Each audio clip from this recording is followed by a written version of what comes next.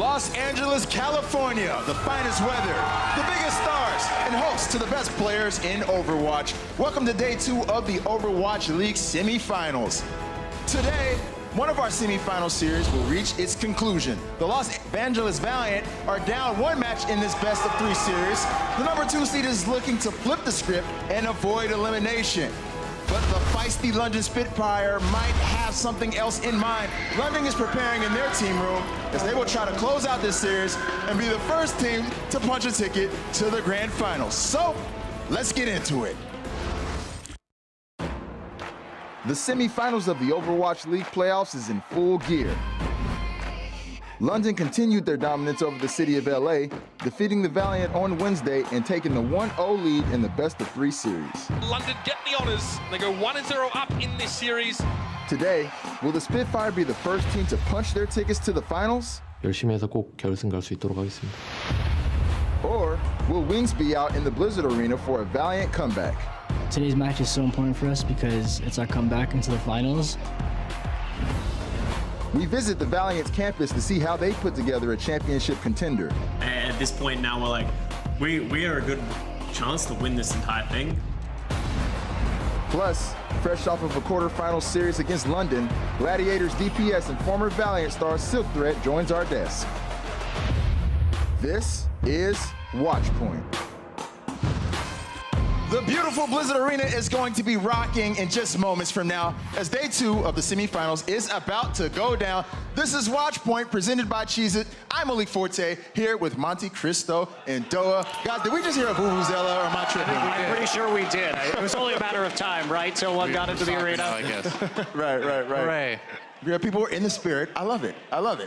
Well, guys, one of these 2 teams will be the first team ever to clinch a spot in our Overwatch League Grand Finals. And the Spitfire are 1 step closer after Wednesday's match. London came out hot, winning the first 2 maps in the best of 5 series. The Valiant were able to win map 3 and earned a tie on map 4, but London took over again on the final map Dorado en route to a 3-1 match win. The Valiant looked shooked, and the Spitfire looked like the dominant team we knew early on in the Overwatch League season.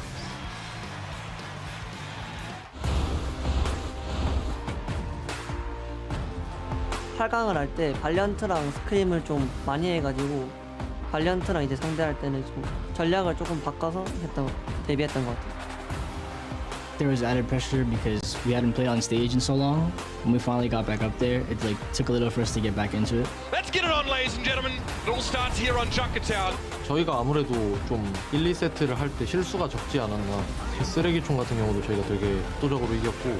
So London getting very close to completing the map. It's not going to be good here for the Valiant. 리장 타워 같은 경우 압도적이라고 할 순 없지만 It's going to be Dragon Strike here as well. The Graviton well followed up. The Valiant find the combo.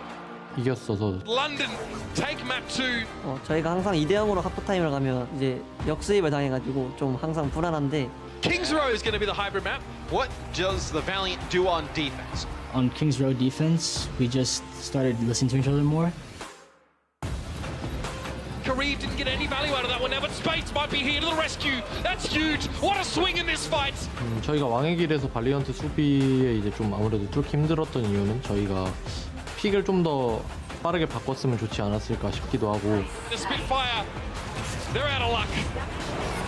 저희가 3세트 왕의 길에서 이제 좀 패배를 하고 그 다음에 4세트에서 무승부를 하게 됐는데 이제 전판에 이제 무승부를 하면서 저희가 이제 템포를 다시 가져와가지고 The payload is moving on forward. See the aggression coming in from London. I think we just kind of started to panic. Like we kind of realized that it was going to be really hard. And the Valiant are falling apart bit by bit. 저희가 일단 도라도 3번째 포인트에서 저희가 남아와 있는 궁극기가 좀 있었고 And now we're in overtime. 도라도에선 무조건 이제 이길 수 있다 생각합니다. For the London Spitfire, what a statement! Gesture has been a colossal part of London's 3-match win streak here in the playoffs. There are only 7 Winston players in the postseason, but it's hard to argue against Gesture being the best so far. London's main tank is number 1 or 2 in every major category. Doa, why was Gesture more effective than the Valiant's Fate in match 1? Well, honestly, I think it's unfair to compare these two one-to-one at this point because it really is a team effort in this meta. I think the biggest thing that London did is combine Gesture with Fury on the Roadhog and with Bedosian sometimes on the Roadhog. The Orisa Halt hook combos that they had going on really did have a huge impact on the match. You add into that London seems to be a lot better at following up on the aggression that Gesture starts than Valiant was on Wednesday. And I think that's kind of what makes Gesture look like the better tank in this match. Well, the DPS have also been setting up the double snipers and the engagements that London has had with the use of Hanzo ultimates has meant that an isolated target such as Kariv on the Zenyatta or Sud on the Widowmaker is cut off from the rest of the team. It makes it easier for Gesture to jump in.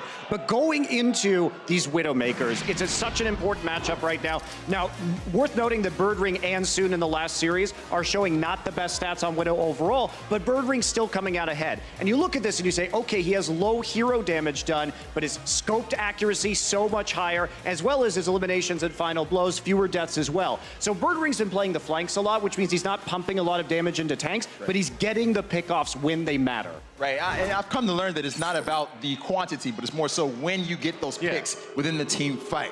But guys, match one between these two teams did go to 5 maps, and this is the final map, Dorado, that we're looking at for today's deep dive, brought to you by Cheez-It Grooves. Deep flavor, deep crunch. Monty, please. Go deep for us. Oh boy. I will, and we're going to take a look actually at the last map of the previous series and the first map today. It is Dorado, and this is going to create an interesting situation because so much of the current meta is dependent on these halt hook combinations, and we're going to see Bedosian going up the stairway. A lot of teams, once they push the card into the choke point, will look to fight in the choke. This time, though, all the members of the Spitfire are going to flank around the opposite side and, somewhat set up a crossfire here for Prophet and Fury, but it's all about just fishing. You have to be patient. So much of it is about who's going to destroy the enemy Orisa shield first, and also whether the D.Va is going to eat the halt when it comes in. And you'll see a couple failed attempts here from London. They're just playing the patient game right now, do a little bit of damage to Fate. But the most important thing is that when this next halt from Gesture comes in, it's not going to be eaten by space. That's going to open up an opportunity to hook Fate in. Obviously, there's not going to be a chance to resurrect that afterwards, and Birdring also finds the shot on Dasun. So deliberate play from London and an expertise in using the flex support as a Roadhog, as a Tracer, and even sometimes as a Pharah has been a key to London's victories. It looks like, too, in that graphic that Orisa provides really good Wi-Fi for everybody on the team nearby, too. That's a nice strength. benefit. Yeah. The signal connection is strong. Built a lot of stuff in that robot. That explains the synergy between the London players, right? Right, it's a strong connection. Strong connection. I gotta say, the composure that London showed in that play was pretty cool. It's top tier right there. Yeah, absolutely. Well, guys, that was our deep dive brought to you by Cheez-It Grooves. Dorado was the deciding map in match one, and that's where match two will actually begin. After Dorado, the Valiant had the edge on paper for our first control map, Oasis. But after that, they'll need to overcome a win percentage deficit on the remaining 3 maps to keep their title hopes alive. Monty, what must the Valiant do to pull off a comeback in this series? I think it really comes down to, we just saw that clip and how important it can be to have a flexible support player. And if we look at Bedosian, coming into this, he's been such a strong Roadhog player, and we would have expected the same thing from Kariv. He's formerly a DPS player. He played DPS at certain times for the Valiant during this season, but he just hasn't had the same impact. So it's about synergizing around these flex supports. And if you take a look at the eliminations here, significantly higher for Bedosian on Roadhog, final blows, and most importantly, look at the difference in solo kills. That means Bedosian's finding the angles to pick off people, and when you are up a player in a fight, it makes an absolutely enormous difference. I mean, another thing that made a huge difference in that match is how the Valiant DPS performed on Wednesday compared to how they performed in Stage 4. We've got a graphic to show you, and the differences are a little bit frightening, actually. If we look at Soon and Agilities, their stats are way down on Wednesday in the semifinals here compared to what we saw in Stage 4. Less hero damage done by a lot, less eliminations by a lot, less final blows by a lot too, and we know these guys really peaked in Stage 4. They played better than we'd seen them play all Overwatch League season long, but not that way in Wednesday. If they're gonna beat the Spitfire, they need to get back to that level. Is it safe to say that they didn't get the space they needed in that first game? That's fair. Very fair. And also, I see what you did there. Also, you make a good point, because even though Space has been consistently one of the best off tanks in the league, there were little mistakes, I think, that cost them opportunities. Not eating the right halt at the right time and all that. Yeah. Right, I had to throw my Golden Boy puns in there for for good measure. All right, guys, if they can pull off the comeback today, it will be in part because the Valiant prepared extremely hard at their campus on the west side, the best side of LA. After all, no one handed the team in the mean green the #2 seed in the playoffs. That was something they earned the hard way.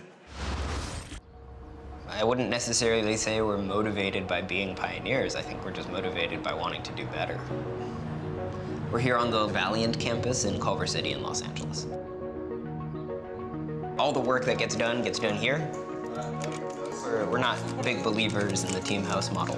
It's not a necessity anymore. We have the ability to do more for our players now. We've done a good job of cultivating a culture that kind of prioritizes the good of the whole versus the good of the individual.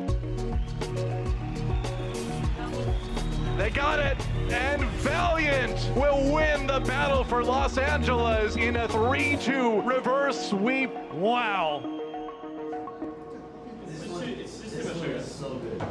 When we recruited our team, we recruited players that didn't have a ton of experience in previous games. These are really young guys. They kind of went pro with Overwatch and Overwatch first. They're gonna have Shadow. I had like 4 or 5 tryouts for different Overwatch League teams.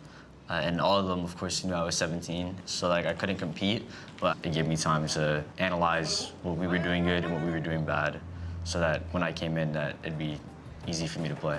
Playing high-level Overwatch is something that I live for. Space on Diva. Shot caller, great mind. Space making his presence felt in a big way. The Valiants will take the series. With a really young team, they have an immense amount of mechanical talent, an immense amount of determination and drive. And I think our coaching staff has done an amazing job in being able to take that raw talent and turn it into something a lot more honed and polished that has allowed the team to succeed so far. We all respect older players and look up to them and like kind of want to fill in their shoes. The younger players are the best when they have someone to look up to. Watch flanks. You can high right. Watch the winner left. Oh, right. Cafe.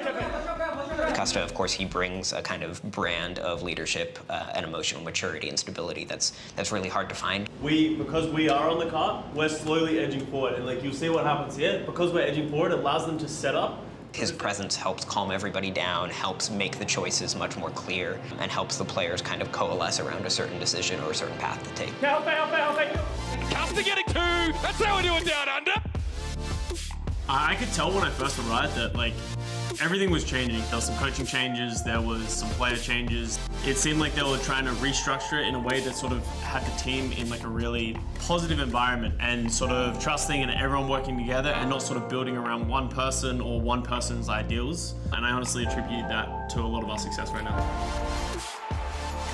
They are going to the season playoffs. They're officially locked in. The Valiant just firing on all cylinders, currently undefeated. Valiant have officially made it into the top tier. After winning stage 4, I think everyone's expectations went a lot higher, right? And at this point now we're like, we are a good chance to win this entire thing. So all we need to do is stay on the same path and just keep working at it. If we go upper, then like it's 4v4 at the upper. The other side's doing nothing. Now that it's playoffs, our focus as a team is just to be prepared for every team and what every team can bring at us and counter what they're doing. Like to have the opportunity to play in New York, in my hometown, if we made it to the finals, it's just like a dream come true.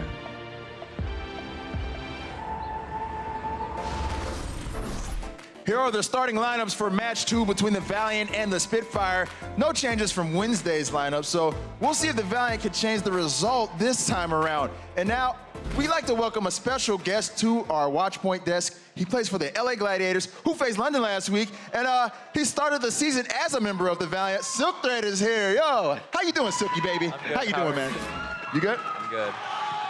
So he's good. He's a lot of fans here for Silk Thread. But we have to ask, obviously, you guys just played the London Spitfire. You absolutely crushed them last Wednesday, and they came back to sweep you twice in the next 2 series. Yeah. And now they're up on the Valiant. So what are the changes that you think, the biggest changes London made between your first set and your second 2 that are really propelling them forward in the playoffs now? I think London has really figured out how to play their Monkey Diva composition a lot better. Their Monkey Diva talent has always been, I think, better than their other tank compositions that they run. So what really this meta, I think, is super crucial is just having your snipers be shut down, and no better to do that than the Monkey Diva itself. So London has really figured out how to utilize that effectively and really pressure down the other team so much that like their own DPS can pop off. So then on Wednesday, what do you think it was that made the difference between Valiant and London then? Was it the same thing or was it something else? It seemed like Valiant was playing a little bit sloppy initially, and then as the match went on, they started playing better, but I think at that point it was like London was also getting more warmed up at the time, and with their DPS, like Birdring outperforming, like I'd say he was like performing crazily good, so it's just, I'd agree. Yeah, I think they just ended up taking the win like that. Now, Silk Thread, of course, you guys took on the London Spitfire last week. Were there any weaknesses that you were able to pinpoint during that time, during that series, that the Valiant have yet to exploit at all? I think we did have chances to take maps off them in our last match. It was definitely came down to our ult usage. Sometimes London would overuse ultimates, and like the next fight, we had the potential to win that fight pretty easily with our ultimates, but we eventually just, I don't know, we kind of crumbled. Right. So yeah, London has just capitalized a lot, I think. And if you had to pick somebody from the Valiant, a single player who you think really needs to have a great performance today to beat London, who would that be? I think it would be both Fate and Soon. Okay. I think they're very crucial. Soon because Widowmaker is just so dominant in this meta and so important, and Fate because I think he's the best main tank in terms of shutting down snipers especially. So if he does that and is able to shut down Birdring and Prophet, I think their chances of winning are a lot higher. Yeah, and you've had a little bit of a rocky history, obviously switching from the Valiant over to the Gladiators. So are you pulling for the Valiant today? Is there like Los Angeles rival? Are you hoping the Spitfire win? It's funny, Spitfire beat us, right? So I think I'll have to go cheering for the Valiant. They're my old team, and I have friends on that team, so. No hard feelings. Yeah, no hard feelings. All right. Fair enough. Okay, I understand. So the question now is, what's next for Silk Thread? Where do you see your Overwatch career going from here? Gladiator Season 2, what do you got in mind?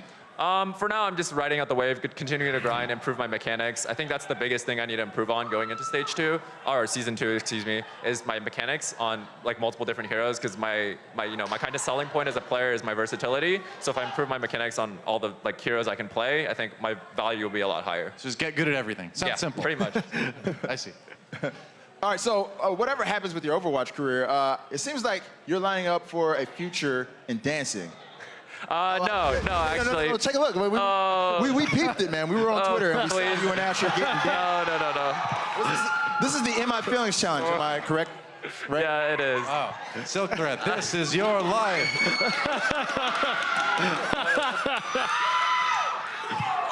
I'm impressed. With those type of moves, I don't think Asher's ever going to leave your side, my guy.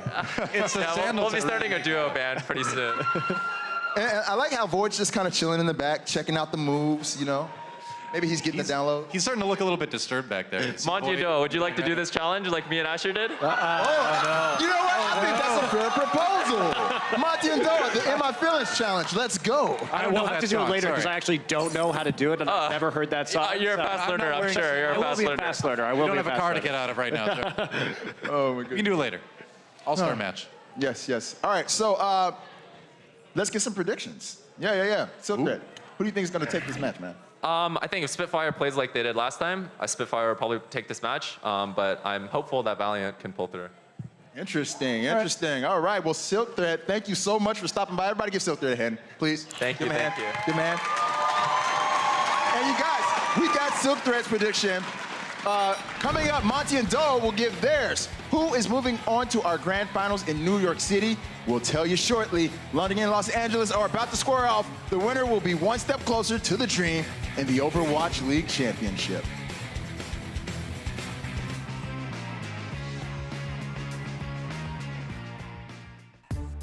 Are the Valiant the real deal? Can they get it done?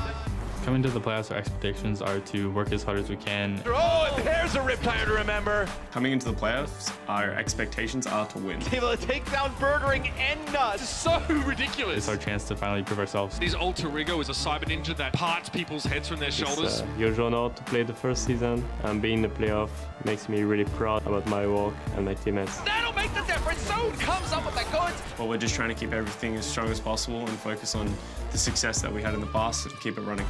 Valiant will win in a 3-2 reverse sweep. Wow. Winning Stage 4 playoffs proved, we can't be looked down upon anymore. There it is! The Los Angeles Angeles Valiant claim the stage 4 trophy. I've worked as hard as I can to get here, so I remember forever. They get it done in a huge way here against NYXL. I was born and raised in New York, and to win that championship for my team and for my family would mean everything to me. Whoa! Space with the 3K self-destruct. Winning the stage 4 class was huge for the team. It's validation that all the time and effort that we put in actually works. The LA Valiant is the strongest team in the Overwatch League. And that, you know, we can accomplish anything and we can be the best team in the world.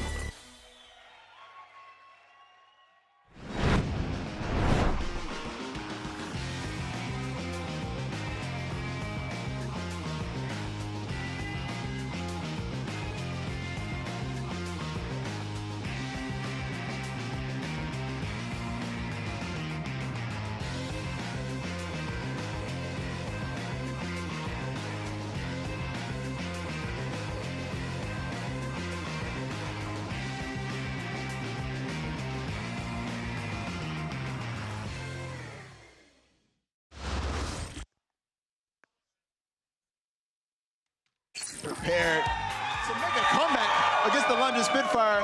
They need this first game to keep their playoff hopes alive and to possibly punch their ticket to Brooklyn, New York. On the other side, you have London looking cool, calm, and collected. They're going to want to close out in this first game so they can punch their ticket to Brooklyn for the grand finals. And they've been in good spirits lately, so it's been awesome. Okay, guys, we're moments away from our next semifinal match, so let's jump back onto the point for a few quick back caps. First up, the best flex tanks in the league this season. One of them was Fury, and that was kind of a quiet thing that he did. And he's continued his stellar play in the postseason. With neutralizing the Valiant's flex tank space being so important in this series, Monty, can we say that Fury is the London Spitfire's most important player? He's had an excellent offseason, so he certainly has been part of their success, but I think you have to look at players like Bedoshin and Birdring who have stepped up. And Bedoshin in the single support meta has been a crucial piece for London. So Fury's certainly an important part, but I wouldn't put him as the most important part. He's up there. I'd agree. Yeah, I mean, Fury was really good and he had some great plays. Some grabs that were like maybe not the most ideal on Lijiang Tar, but overall played really well. But yeah, I'm totally on board with you with Bedoshin and, well, mostly just Bedoshin being the big difference maker. And I think the funny thing is before the match began, Kariv kind of called Bedoshin out a little bit, said he wanted that 1v1. And yeah. I think Bedoshin handily won that. Yeah, he got it. He did get his 1v1, but didn't go how he wanted it to go, I think. Bedoshin kind of crushed him, and I think it's shown that flex support, he's kind of taking that definition to the maximum, so. Right. Well, we're going to see who gets that flex support run back today. Next up, the main support battle in match 1 went Nuss's way big time. He led Custa in all categories on Mercy. We know how important Custa's leadership is for the Valiant, so Doa, how much of that match 1 loss would you put on Custa? You know, it's unfair, I think, to put a ton of a match loss on any one person most of the time, and Custa's been nothing but a good thing generally for this team since he joined them, both in mentality and in gameplay, but I do think that Wednesday was a rough day for him. We saw him out of position a lot. We saw him struggle with ultimates at the right time. And if you look at his stats too, he was about 2,000 healing per 10 or so lower than Nuss on the other side. So I think in general, yeah, Custa had a pretty rough day on Wednesday and he does need to pick it up a bit today. I do think though that in Custa's case, there's some quick adjustments he could make. One of the big problems was that he was using his Valkyrie too early when London was engaging specifically with Hanzo ultimates. And I think that if he realizes that there's not necessarily a follow-up coming and he needs to like protect the backline a little bit more, he was allowing the team to get a little bit separated. But I think that's something he can come in today and really change rapidly. So. Well, yeah, a lot of time it was those like zoning dragon strikes coming in from the Hanzo on the other side, and he would Valken response. Yeah. Like, well, I do remember seeing Custa after the game and him saying that he was shaking off the rust in that game. All right, so guys, let's flip to our other semifinal series for the next one. The NYXL lost to Philly, but after winning a round on Oasis, Pine and Ark couldn't coordinate on this high five. Look at this. Pine left him hanging, big time. So, yeah, Pine got completely left hanging. That's dirty right there. So, Monty, I want to know, are you surprised that teammates still can't get these celebrations right at this juncture of the Overwatch League? I mean, nothing about in New York's first series was coordinated, so I guess I'm not surprised that this is sort of a microcosm for that series. The teamwork really needs to get back there, both in-game and out-of-game, as we can see. Here's the thing. Burn. Here's the real truth of this matter, all right, Monty? If Pine offers you a high five or a handshake or anything, and you don't take it, you are the one who is missing out. Pine's not losing anything here, right? So Pine's just like, I'm still tripping on Pine doing this. Pine. I'm still tripping on Yeah. Pine coming out doing a celebration in his socks and falling. That was crazy. All right, Hey, he only needs like upper body coordination to be good at Overwatch. So For it's sure. okay. All right, guys, this last one is interesting. As many of you know, our broadcast partners for the postseason are Disney XD and ESPN. ESPN got into the spirit of Twitter on Wednesday, posting a clip of a huge hot bus self-destruct against NYXL. But Doa, you noticed one person wasn't quite in the spirit in the comments. Take us through this. Yeah, so some traditional sports fans like JME out there think that esports is not a sport. I personally don't think this argument matters. I think it's idiotic. But one Overwatch fan replied, well, what defines a sport? JME replied with a ball, which at that point, Oscar shut things down with a Hammond BT dubs, which is pretty obvious. Zenyatta, tons of balls there too, so Overwatch has fun. I always say this about ESPN. This isn't the first time they've tweeted about esports, but one of my favorite things at esports is reading the fans' comments to these ESPN tweets, because I can't imagine what it takes for a person to get that angry at one tweet about esports. Right. All right, guys. Well, let's hop straight into predictions. Speaking of which, it looks like you guys are lock and step. Now, Doa, I remember you said on Wednesday that you weren't going to be doing that. You said that, I wasn't doing it at all, but you guys are in lock and step, both taking a Spitfire. Yeah, I mean, sorry, that's just how it is, man. Spitfires, I think it's going to take it today. All right, guys, we got to get out of here, so we'll see you during the game.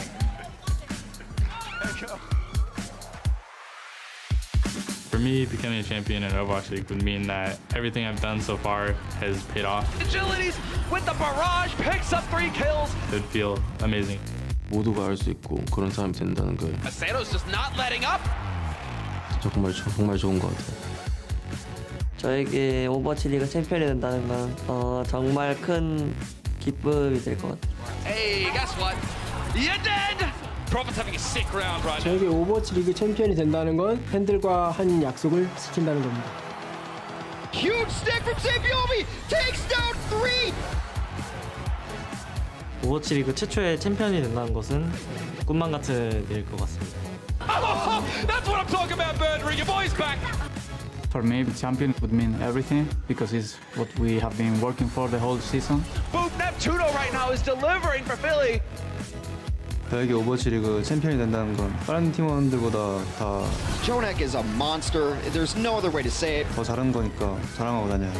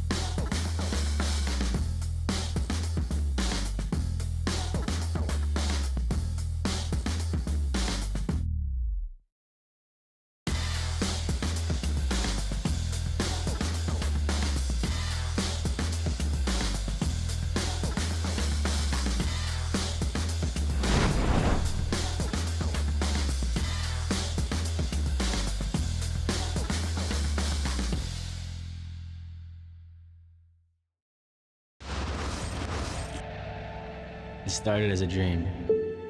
The dream. It's a dream. An abstract vision, far in the distance. To become a world champion in the Overwatch League. It wasn't easy. 절대 쉽지 않았죠. 절대 쉽지 않았죠. Endless hours of practicing, grinding, 끊임없는 노력. pushing, 끈기, falling and rising again. All with the goal of one day being crowned. 챔피언. 챔피언. Champion. Champion. My journey has led me here. To this moment, 바로 이 순간입니다. The first ever Overwatch League playoffs. Now I have the chance to make my dream a reality. 주어졌습니다. The only thing at stake now is everything. 해보겠습니다. 해보겠습니다. 해보겠습니다. Let's do this.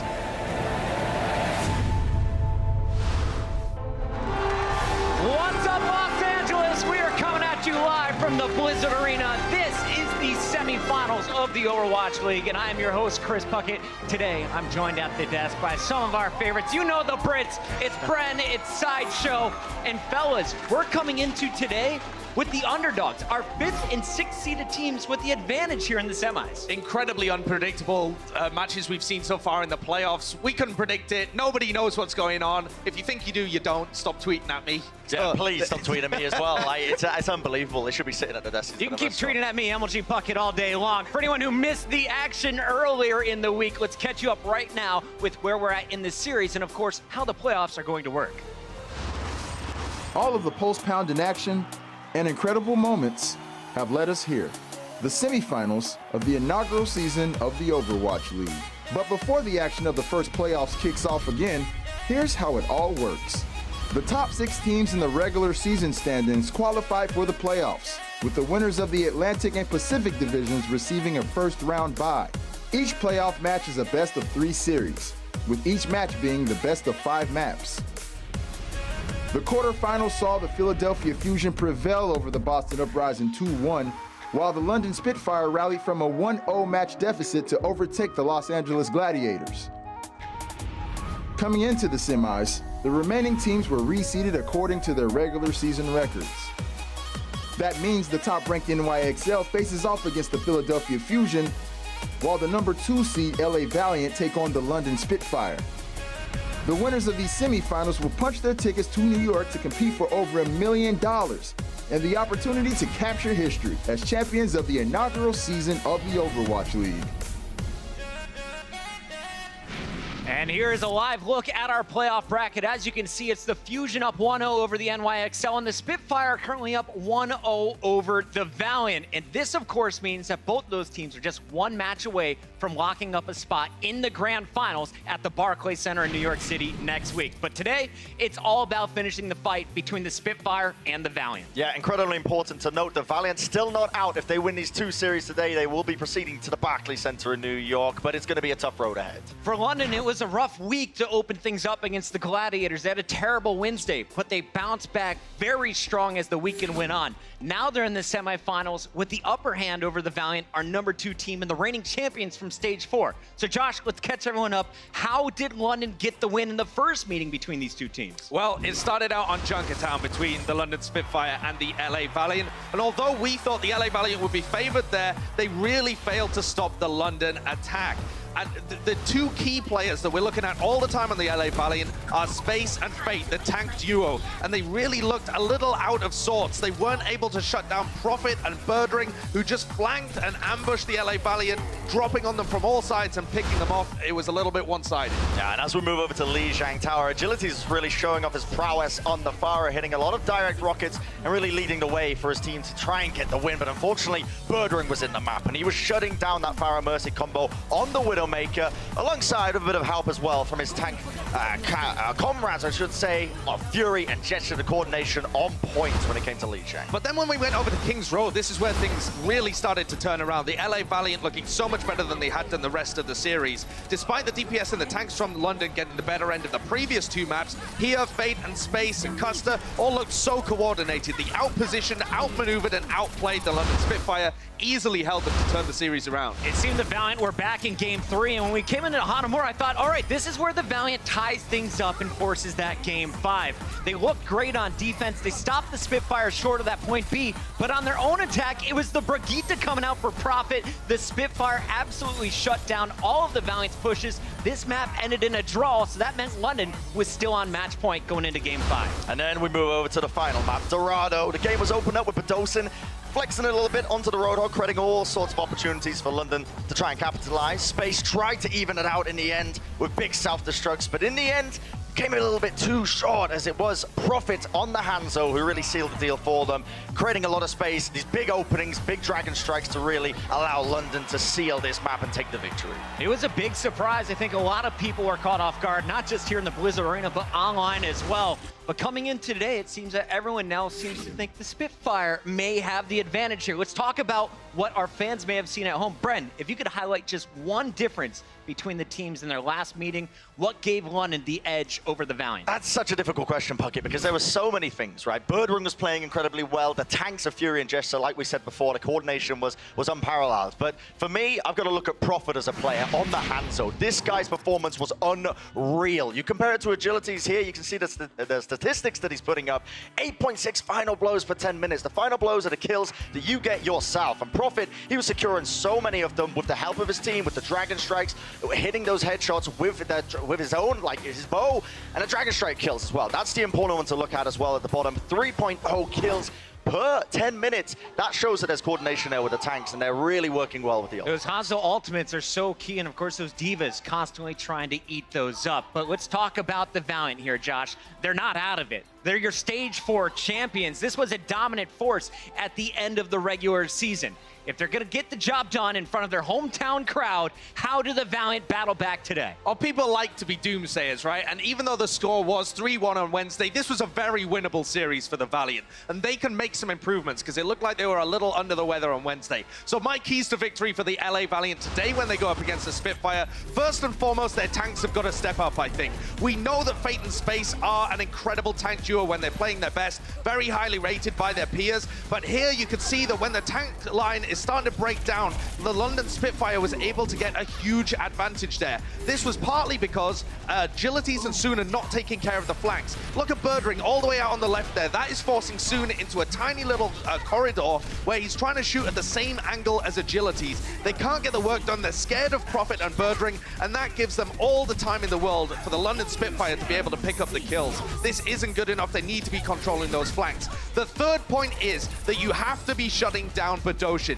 This guy is normally a Zenyatta player, normally a support, and he's had to flex over more towards the DPS roles. He was winning Tracer 1v1s, which he probably shouldn't be against Reeve. He was having huge plays out on the Roadhog as well. This guy is becoming a star player for the London Spitfire, and he should be one of those people that the LA Valiant can shut down, so they've got to put more focus there. Tank's got to be all up in his face. That's the game plan for the Valiant today. It looks like the match is just about ready to kick off, so let's finish the desk here with our predictions. Bren, out of all of our analysts, you're the only one to get a map prediction correct. You chose London last time. They got the win over the Gladiators. Where are you going today, though, against the Valiant in the second meeting? It's a lot of pressure you're putting on me, Puckett. I'm not going to lie. I mean, this match, I was torn when it comes to the predictions here because it is, honestly, in my mind, it's so close to being 50-50. But I feel like London have a subtle edge in the fact that they've got momentum. They've won the first series. So I'm going to be predicting London for this series, personally. Going with the Spitfire, the Brit backing London. No surprise here on the desk. Josh, you're up next. Where are you going this one? Well, I think personally that the LA Valiant underperformed on Wednesday, and they have a very strong coaching staff behind them, a good grasp of what they need to play in this meta. I think with a couple of days they've had between Wednesday and now, they'll be able to come out and win this match. I think the LA Valiant are going to be able to take it and at least bring us to a third match here. They are an incredibly strong team and shouldn't be written off. London with an opportunity to lock up a spot in the grand finals. The Valiant need a win right now to stay alive in the playoffs. The match is ready. It's time to kick this one off as we send it to Mui down on the floor with our starting lineups. Thank you very much, Puckett. Blizzard Arena, how y'all feeling today? Y'all feeling good? All right, guys. Will the home team Valiant pull off the epic comeback, or will the Spitfire punch their ticket to New York? It is time for the LA Valiant versus the London Spitfire, Game 2. The London Spitfire looking very good now. and Valiant hold on. Agilities making the big plays here. Prophet sees it. He sees blood in the water. What was that? One-man army. Here we go.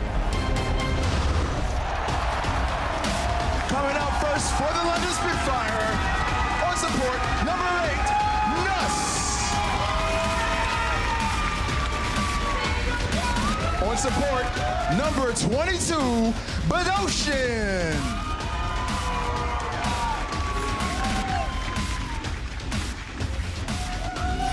On attack, number 20, the baby-faced assassin, Birdring. On main tank, number 7, Gesture.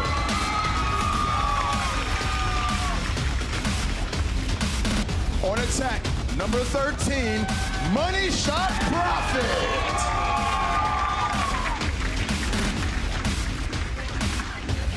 And last but not least, on flex tank, number 19, Fury.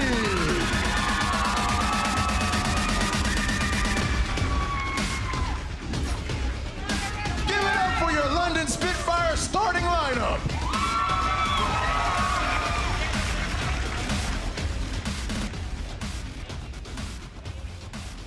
All right, guys, have a seat. Now, our next team has their backs against the wall. They are the hometown team, the number 2 overall seed in the playoffs. Everybody make some noise for the LA Valiant.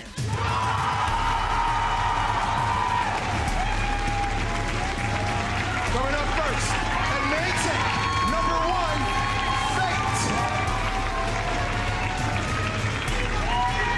On attack, number 99, Sue.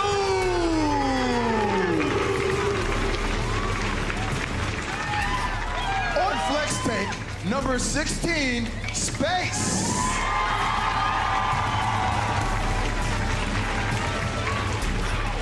On attack, number 3, Agility.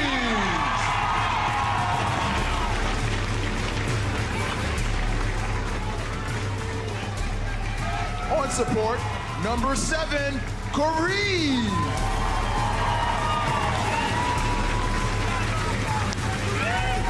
And last but not least on support, number 10, Custom.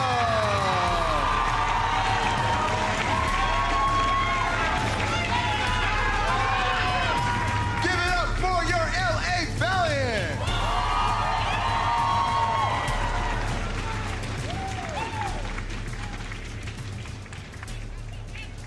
All right, guys.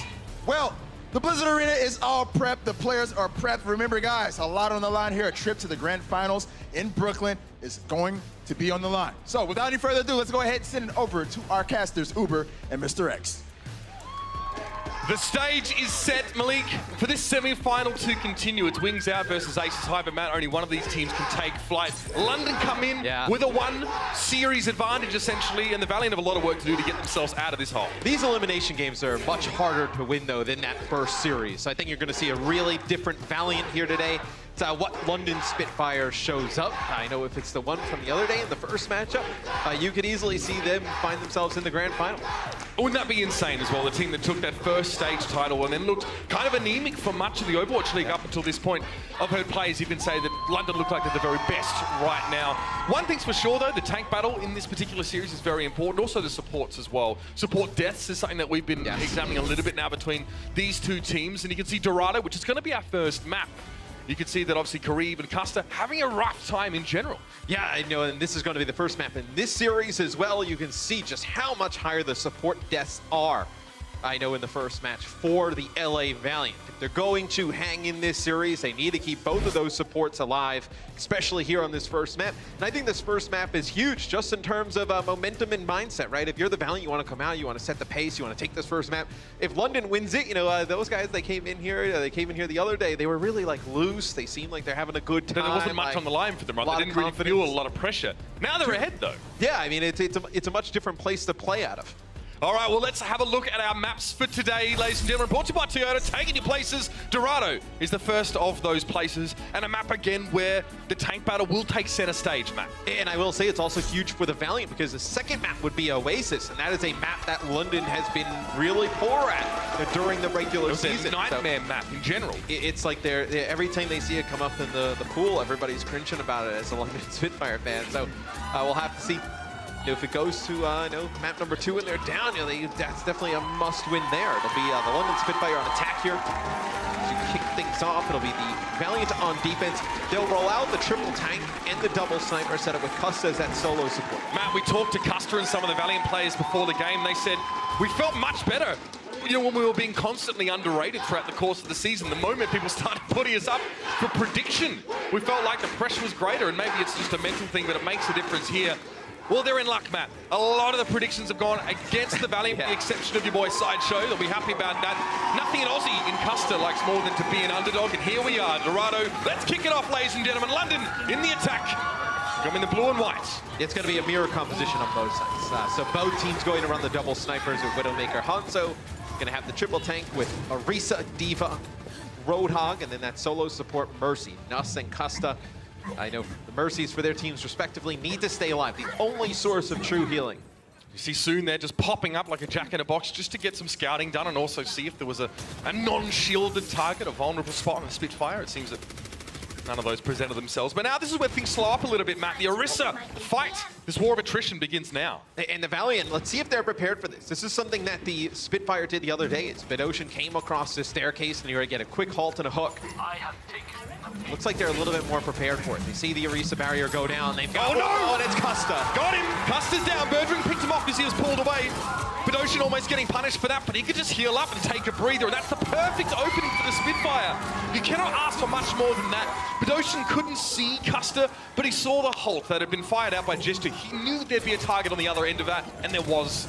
Great coordination for the Spitfire, and the Valiant couldn't stand up to the test. And Custa doesn't have a lot of positions to play in that situation, because if he doesn't go, behind towards that statue, you have the snipers of the London Spitfire watching towards that front side. So if he plays in the front, he's going to get hit by one of the snipers, whether it's the Hanzo or the Widowmaker. When he goes over to the side, the halt in a perfect position there from Gesture. Some changes from both teams. You're going to bring in a second support. So Badoshin and Karib both switch over to Zenyatta. You're going to have Gesture and Fate play Winston here for that mobility to get to the high ground.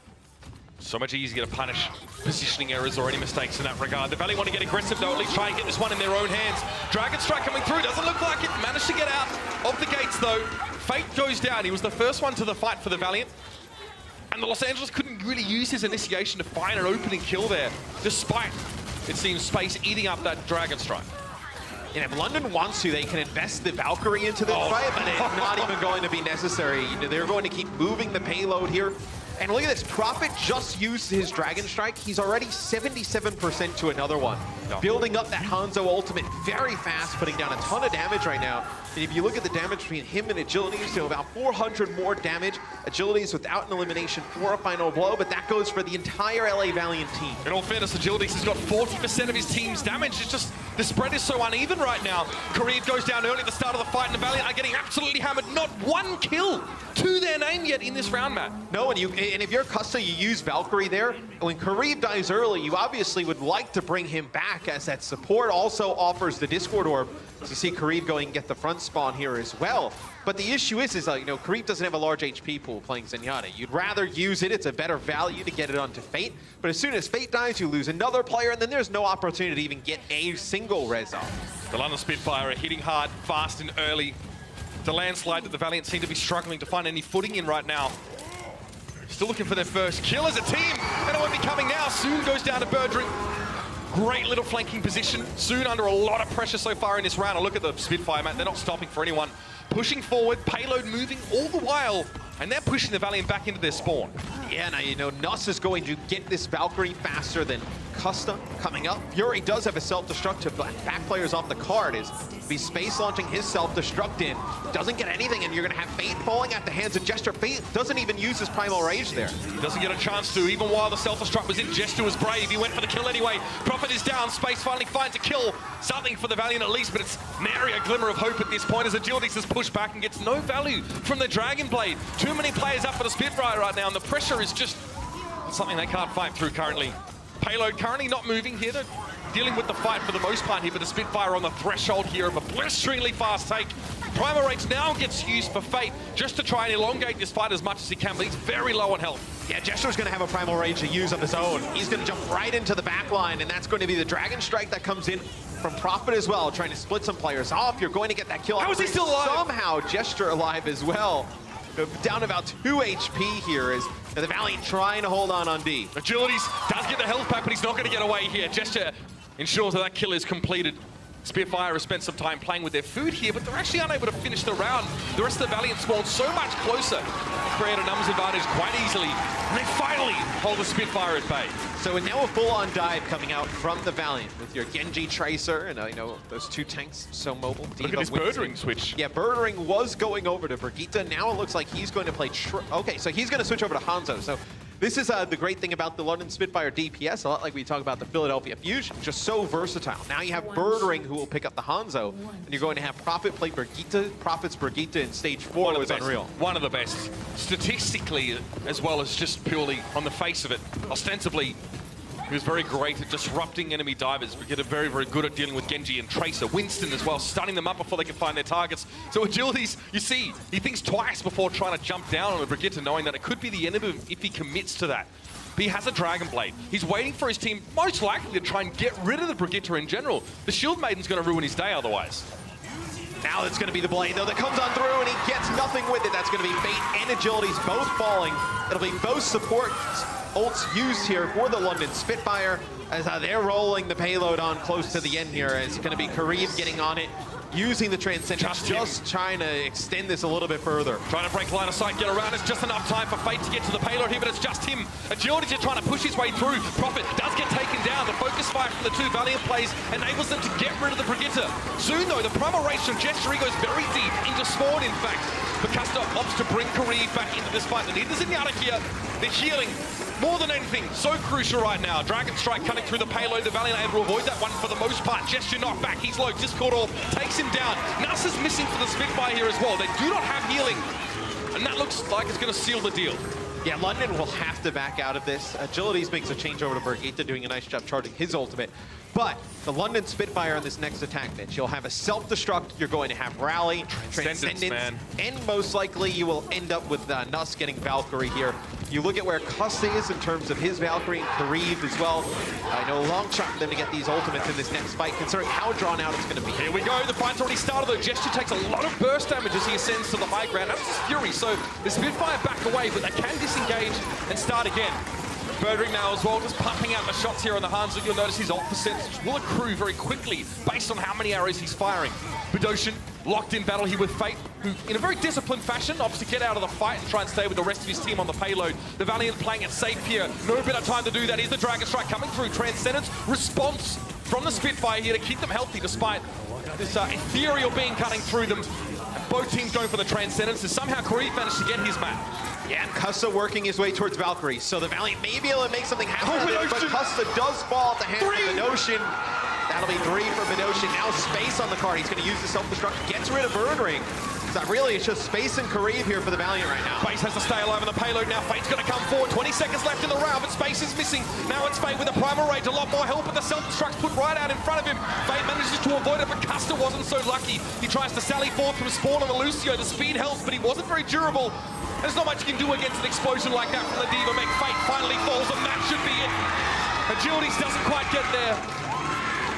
And despite getting completely bundled out of town early, the Valiant put up a very strong hold towards the end, and only leave about 4 seconds in the time bank for London. I tell you what, I mean, that is as good as the Valiant could have got. You know, with how the first 2 points went. We can take a look at Bedosian's 3K from his POV, but I know the Valiant were getting rolled early on, and they're able to hold the London Spitfire and only have 4 seconds in their time bank. There's a lot going on there, isn't it? Very hard to stay in command of all your faculties in situations like this. But Ocean, and fantastic from him. 2 supports and a Winston to his name. The Brigade armor really helps out there as it goes underneath the shields there of the Zenyatta. So like your armor doesn't regenerate, but shields do. So if you still keep your shields and your armor's going to remain safe, it turns Zenyatta into much more of a bruiser in terms of his capability. He can actually get involved in the fight a little bit more. And look, obviously the stats are going to be pretty skewed over towards London with how dominant they were early on. The one thing, though, I think you can take over is how good Fury was in their first matchup the other day. Right now, sitting at 25 limbs, 8 final blows, but 0 deaths. So like what we saw in the first map last week, is I know that during the week, is that Fury just was unkillable here for the Valiant. I mean, they're just not able to get the London Spitfire D.Va out of this mech. It's funny, Spitfire, if you talk to them, they say that they emphasize the mechanics of their DPS players much more, at least that's what they say. The Valiant care a lot more about setting up their tanks to succeed, but it seems as if the Spitfire have taken a leaf out of their book and have done the same. I mean, Gesture, 10 final blows, 2 deaths. His opening was very, very good. Tough. I mean, many players have called Fate like one of the best Winstons in the Overwatch League in general here. So we are getting all the really good matchups between players that are best in class at their roles here. Custa will play far at the beginning here, just trying to knock some of the players from London. Get him, Scotty. Off of this high ground. Now he switches right back to Mercy, doesn't get anything. So the Valiant will run Reinhardt Zarya here on offense. It'll still be the triple tank on defense here for the London Spitfire. Fury played quite close there. Yeah. Just to stall out for a couple of seconds, and now the Spitfire falling back, and much the same way the Valiant did, Matt. They set up this second line of defense, much more of a permanent sort of setup here. They don't really want to be moved. They're going to play around these Orisa barriers as much as they can. And we'll see how they play with Fate on Reinhardt. Reinhardt does not have a good of a shield uptime as opposed to Orisa. Respect the hold. So he has to back out there. So Gesture will be able to keep that shield up much more than Fate, as the double sniper is going to be able to break that down, and there goes Fate's shield already. So hard for Reinhardt to keep his barrier up against so much poke damage. Fury found himself another one. It was Korea the second to fall. Gesture, interesting placement of the barrier there. Place it in more of the concave sense, but it keeps him alive long enough, and Valiant are foiled. And there's nothing even Fate can do right there once his barrier falls. I mean, you're really relying on the heals and then the bubbles from Space's Zarya. Is this just why we see less Reinhardt at the moment? Burn ring! Is this why we see less Reinhardt at the moment in general? Absolutely, because when you combo Hanzo, Roadhog, even Gesture playing Orisa, just a lot of constant damage that can break these shields and barriers. That's why you're seeing more Orisa. Prophet actually was felled by the Dragon Strike in the end. No chance for a resurrect there. Soon tried to flank around the side and actually fell. So it's 5v5 as it stands at the moment. Fury just trying to step back as well, rejoin Gesture inside this small room. The Orisa can create a pretty safe zone with putting that barrier up. But Agilities has been returned to the fray now for the Valiant, so the Hanzo is definitely going to be a factor. Fate swinging for the fence. Self-destruct doesn't bother him too much, but his barrier has been broken. So now it's a swing and hammer for the time being. And he has to be fairly careful about this. Can't take much damage, but Matt, that's a Graviton Surge now from the Valiant, just to tack all the Spitfire together. The Dragon Strike doesn't get much done for London, and the Valiant will be able to march on. Yeah, London will back out here, make some changes as they'll give up the first point to the Valiant. It was a nice grab. You didn't go for one of those huge grabs. Most likely you're going to change off the Zarya here in the second stage, so you may as well get some You want use more of the mobility, grab. right? Especially because you see platforms like this one. The Valiant want to be able to access that just as much as the Spitfire, and you can see that Space has switched to his signature D.Va. Yeah, so they're able to get Bedosian, who was playing Roadhog, and Nuss in that Graviton Surge. You get rid of Roadhog's large HP pool. He's not able to withstand all the damage that's going to go down on the payload. And then also you get the Mercy out, so no healing there available. That pretty much seals the deal on the first point for the Valiant. Soon's going hunting. He doesn't really care so much about the main engagement. He wants to pick off the stragglers or the more fragile targets from London who will naturally sit at the back of the fight and not engage. He's not found anything yet. And with the loss of Fate early on here, the Valiant are going to have to reset. And I think the Valiant want to get a use out of this Earth Shatter. I think that's why you're staying on the Reinhardt here, because you would usually go into a Winston in this situation. That's going to be a big pick. That's not going to be resable as well, because the Space gets right up to the high ground on D.Va, just body blocks it. Not going to be able to send us up there safely to res that. During that time, the Spitfire with 3 players were chasing Soon. They were trying to pick off the straggling Widowmaker, but they weren't able to get him, and they lost Prophet in the process. Now Soon finds Birdwing, wins out that Widow duel. Fate can now just hold the shield up and shepherd the rest of his team through this rather dangerous choke. with Fury going down, Nuss is out of position. You can see the Mercy over there dealing with space right at the top of your screen. He just gets blown to smithereens by the micro rockets. And this is a very fortuitous turn of events for the Valiant, Matt. They're well set up to win this next fight. It doesn't look like the Spitfire are even going to challenge here outside of the power plant. I mean, a ton of ultimates here for the Los Angeles Valiant as well. I think what London was trying to do there is they used their Valkyrie and then they sent both tanks in. I think they were actually going to try and get that res off on Prophet up on the high ground, as Prophet will use the Dragon Strike, trying to buy his team some time here. It'll be Agility's using his Dragon Strike as well. Splitting off London. They know they have Prophet down underneath. Yeah. He's going to make it back to the rest of his team, though. Well, the Dragon Strikes were more of a light show there than anything else, forcing teams out of position, but neither was able to capitalize on that fact. Oh, Earthshatter coming in here. A couple players are knocked down. It was Fury and Prophet actually were on their behinds. But again, the chance to capitalize on that one wasn't really there. Good charge in the gesture, but Fate didn't have the follow-up damage himself. The Valiant use a couple of ultimates here, and it looks like they're going to switch it up. Do you want to still see the Reinhardt here, Matt? I think they'll probably go to Winston.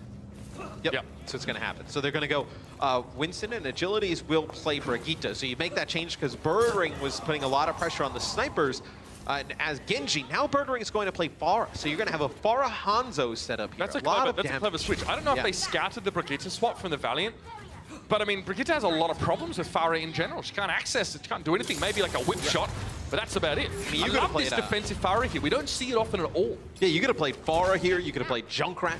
Either of those here works. I think he's going to switch though. He's seen Soon playing the Widowmaker. He switched off Tracer. So Birdring might play a Widowmaker of his own. We'll see if that's going to be the plan. He does. He switches himself. Prophet's down early though, so Birdring went back to spawn to switch heroes, and the Valiant chose that time to fight. This might be perfect for them. Gesture and Nuss have gone down. Kareem and Custer on payload duty right now, and Soon is chasing Birdring, nipping at his heels. He's going to have to go back to spawn and switch again to Hanzo, but the Valiant have control of this space. Look at how they're set up. Every entry point is covered by the green and the gold. The Spitfire have to come up with something big here, or the Valiant are going to go in with a lead. You're going to need a big self-destruct here from Fury as Gesture gets into the backline. This will be Kareev using his Transcendence, trying to push his team forward, give him all that healing. Oh, Soon just missed out on most of the Transcendence healing, and Space wasn't able to benefit from it at all. He was out of position. And the Valiant maybe spread themselves a little bit too far over that point, such that they couldn't get that residual AoE healing that Zenyatta was providing, so they just kind of crumble in this fight. Oh, they did, Mitch. And that allows Bedoshin to hold on to Transcendence. Fury can hold on to Self-Destruct here. You're going to have the rally for the next fight. So Birdring will also have Dragon Strike. Dragon Strike can be pretty useful in this scenario when the Valiant want to group up on the payload and they want to push it all the way towards the end. Could be pretty devastating. You can put the Valiant in a position where they can't go forward or back. You can cut off their retreat with a well-placed Dragon Strike. Walking into it, of course, is certain doom. Force them to challenge head-on. Birdring now would like to control the high ground, but Fate is a bit of a problem for him. The Winston can definitely push Hanzo back, throw a bubble down for himself and make it a little bit hard for the Archer. Here comes that self-destruct over the top though, and Gesture trying to start off the fight. It's Custer to fall this time. Soon was able to get out of position or get to safety, but they still lost their Mercy, Matt. Not ideal. And Custer used Valkyrie there as well. As soon as that self-destruct comes over, Gesture pushes Custer right into the line of sight of it, just pushes him back a little bit. Such a good play from the London Spitfire tanks. That's huge. Now you don't have that big Mercy ultimate. Bedoshin still with the Transcendence. Prophet as well going to have Rally here. A big advantage here for the London Spitfire. Birdring there destroys the Poison Mine, so he's not visible through walls. And now there's the Dragon Strike. Agilities was caught in it. Another pick from the Valiant. Another kill that's going to be almost impossible for them to resurrect and restore them back to a fighting team of 6. So again, they have to retreat and set up. This time Bedoshin's going to have a Transcendence, and again, he's benefited from that armor from Prophet, so he's quite tanky on the Zenyatta. I mean, look at how much more value you got out of the Rat for the London Spitfire than the Valiant. Agilities had used his, yeah, I mean, and look at everybody with that yellow for the London Spitfire. So much armor. Bedoshin, huge, gets a big pick down range, and a big part of the damage for the Valiant now has gone missing. Self-destruct, oh Lord, are you kidding me? 2 kills, Nuss and Birdring both down to space. Self-destruct, that's a Mercy and a Hanzo missing. It is possible that the Valiant can take advantage of this, but they have to go now. Kareev comes in with a Transcendence and Fury sitting back. He's waiting for the reinforcements to come in so he can cause problems for them as well. Bedoshin backtracking. Just trying to be very careful. That's Kareev down to the self-destruct that went over the top, and Fate is missing. There was a window, an opening for the Los Angeles Valiant, but it's possible that that's been squandered now.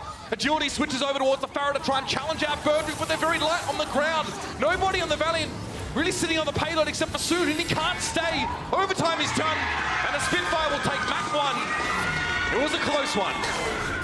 Goes all the way down to the wire. A great defense at the end there from the London Spitfire. A lot of really nice hero changes there from London. Opportunity for Space to open things up, but the Valiant just weren't quite on the same page. Map 2, ladies and gentlemen, is around the corner. This is the Overwatch League. The Overwatch League is brought to you by T-Mobile, America's fastest network ever. Omened by HP, the official PC and display of the Overwatch League. And by Intel. Intel Core i7 powers the Overwatch League.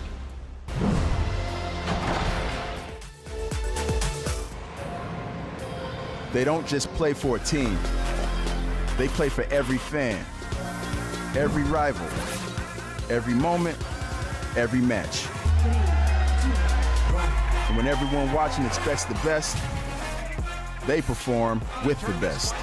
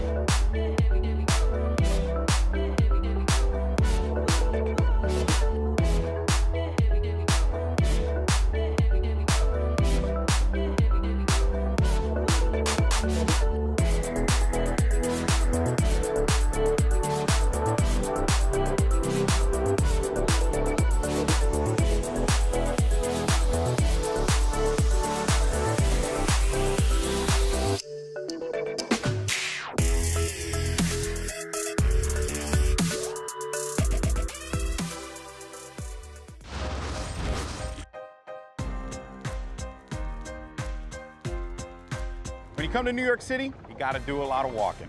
And what better way to walk than to hit this bad boy right here? What's going on, guys? Golden Boy, your unofficial ambassador for the Overwatch League Grand Finals. And today, I'm going to take you through to some of the coolest places in New York City. And this place in particular might just be the coolest. It's none other than the Brooklyn Bridge. Built in 1883, the Brooklyn Bridge is the first ever steel wire suspension bridge. And as you take a walk through the bridge, you're gonna notice that it's actually not that long. I mean, granted, it is over a mile long, but as you take in the New York City skyline, oh boy, you're gonna absolutely love it. So here's what you gotta do. You gotta bust out your phone, you gotta snap a couple selfies, snap a couple pictures with your friends, post that bad boy on social media, because you're gonna make your friends very jealous. Yeah, thank you very much, Golden Boy. Guys, come and join us either live in New York or, of course, on Twitch and the Disney Family Networks. July 27th and 28th, it is the Grand Finals, our inaugural Overwatch League Grand Finals. And Matt, one of these teams has just taken a step closer to booking their ticket there. We talked about support deaths at the start of Dorado being such an important factor here. Where are we at on that? Oh, it's a big difference yet again. Bedosian steps up in a big way for the London Spitfire. I mean, he can put down so much damage on Zen. Also, the damage that he puts down on Roadhog. But you see, Karib with 10 deaths there on the Zenyatta to Bedosian's 1. I know the time played a little bit more for Karib, but not like crazy amounts more. And then also, I mean, you look at Karib's overall deaths. He finishes with 11, Bedosian with 2, so one apiece on the Roadhog. But Fury versus Space. Space with 9 deaths, Fury with only 2 there. Yeah, we saw struggle town in general for some of the tanks in the Valiant. And it's funny because it was quite a close game if you look at it, I guess, from the outside in. The first half was very difficult for the Valiant in general. I mean, Fate getting hammered there as well. 15 deaths for him. It's a tough life as a tank right now, especially as a main tank, or one that has to initiate when you've got someone like Profit on the other team who's playing Brigitte, often the antithesis to a team that wants to try and jump on you and get the fight started there. But definitely some screws to be tightened up in the Los Angeles camp. Yeah, no, Los Angeles needs to win Oasis. It's a map that the London Spitfire are pretty poor on. If they lose this one, that's really telling. Of course, well, we're going to be heading over to Control next. So guys, if you haven't seen it before, we have a little explainer for you. This is Control. Two teams fight head-to-head for control of a common objective, located in the middle of the map. To capture the objective, your team must stand within its range for a set amount of time. Capture percentage is continually given to whichever team is in control. The enemy will fight to clear your team off and capture the objective for themselves. Losing control will pause your progress. Now your opponent gains capture percentage. If both teams are on the objective when one of them reaches 99% capture, the game enters overtime. This extends play indefinitely until one of the teams is cleared off. The round ends when either team achieves 100% capture. Each round is played on one of the map's 3 unique areas. Control is best of 3, so whichever team captures 2 objectives wins. And very aptly, Matt, for a team as London who's been walking the desert of exile for the last 3 stages of the Overwatch League, the next map is Oasis. Oddly enough, though, it's actually one that typically has been a bad map for London. It's just not been one that they've really been confident on. Yeah. It often fell on the 5th map of so many series that they had to play. It was a tiebreaker map, and London rarely won it, especially earlier on in the season. This is not the same London, though, that we've seen throughout the season. I mean, that we haven't seen since, stage 1, right? The London Spitfire team that nobody in the league wanted to see, put it together, right? They have all the pieces of a team that could, go all the way to the championship. Take it with ease. Let's see how they come out here on Oasis. I know if we see any different types of comps or styles for them. And then on the Valiant, I thought they looked their best on defense, Mitch, when they were actually trying to dive. When they had agilities playing Genji, and then they had Fade on the Winston, Space on the Diva, that's when they looked to really kind of hit their stride, put up a good defensive stand. Yeah, for neither of these two teams have the DPS play has really been the make or break factor in the last few maps. So a couple of things to look out for here is that perennial Gesture versus Fate battle. Keep an eye on them Divas, those flex tanks. Maybe we see a bit of Sombra, that will be interesting. Tell me about this composition, Matt. Birdring is playing Reaper Fury on 76. This is 3 DPSs. So you do have a lot of self-sustain, though, with this. Obviously, Birdring on Reaper, you're going to be able to heal yourself with some of the damage you put down. You have Bedosian, obviously, and Brigitte giving that AoE healing. And then Fury able to put down that healing station, able to heal himself up. It's one you can get really aggressive on. And I think I was watching, it was the San Francisco shop. They're putting out a video, like, who are the most underrated heroes in the game? And I remember one of them brought up Reaper, and you thought, Reaper and Doomfist could really like thrive in a meta like this with some more tanks out here. And we're seeing our first look at Reaper in the playoffs today. Reaper's the kind of hero that doesn't always do a great job of being able to get to grips with an enemy team. So the Spearfire want the Valiant to take the fight to them. They want them to dive and get aggressive. And you can see it's working. Birdring so much damage up close with these Hellfire shotguns. He shreds tanks. The only hard part is getting him into range, but that hasn't been an issue so far.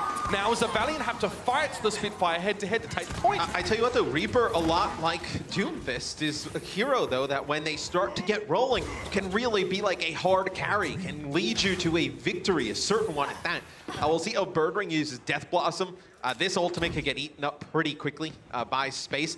This also is going to be interesting for the Valiant. They're going to go with a triple DPS setup. Agilities is going to play Pharah, so Pharah very good against the Tracer and the Reaper, but if Fury can just put some damage on him in the sky, you're not really going to be able to get much. Also, Custa has to do a lot of healing on Agilities to keep him alive, which denies everybody else. And all Birdring has to do, Matt, is sit in the corner and listen to My Chemical Romance until he gets the call from his team to come out and actually, get into the fight. He just hides, he flanks away, keeps himself hidden, so the Valiant don't really know how to make an informed decision on starting the fight in a place where, quite frankly, he is not. And Fury just needs to put shots onto Agilities. Puts a few there, and then Prophet goes in to finish it off.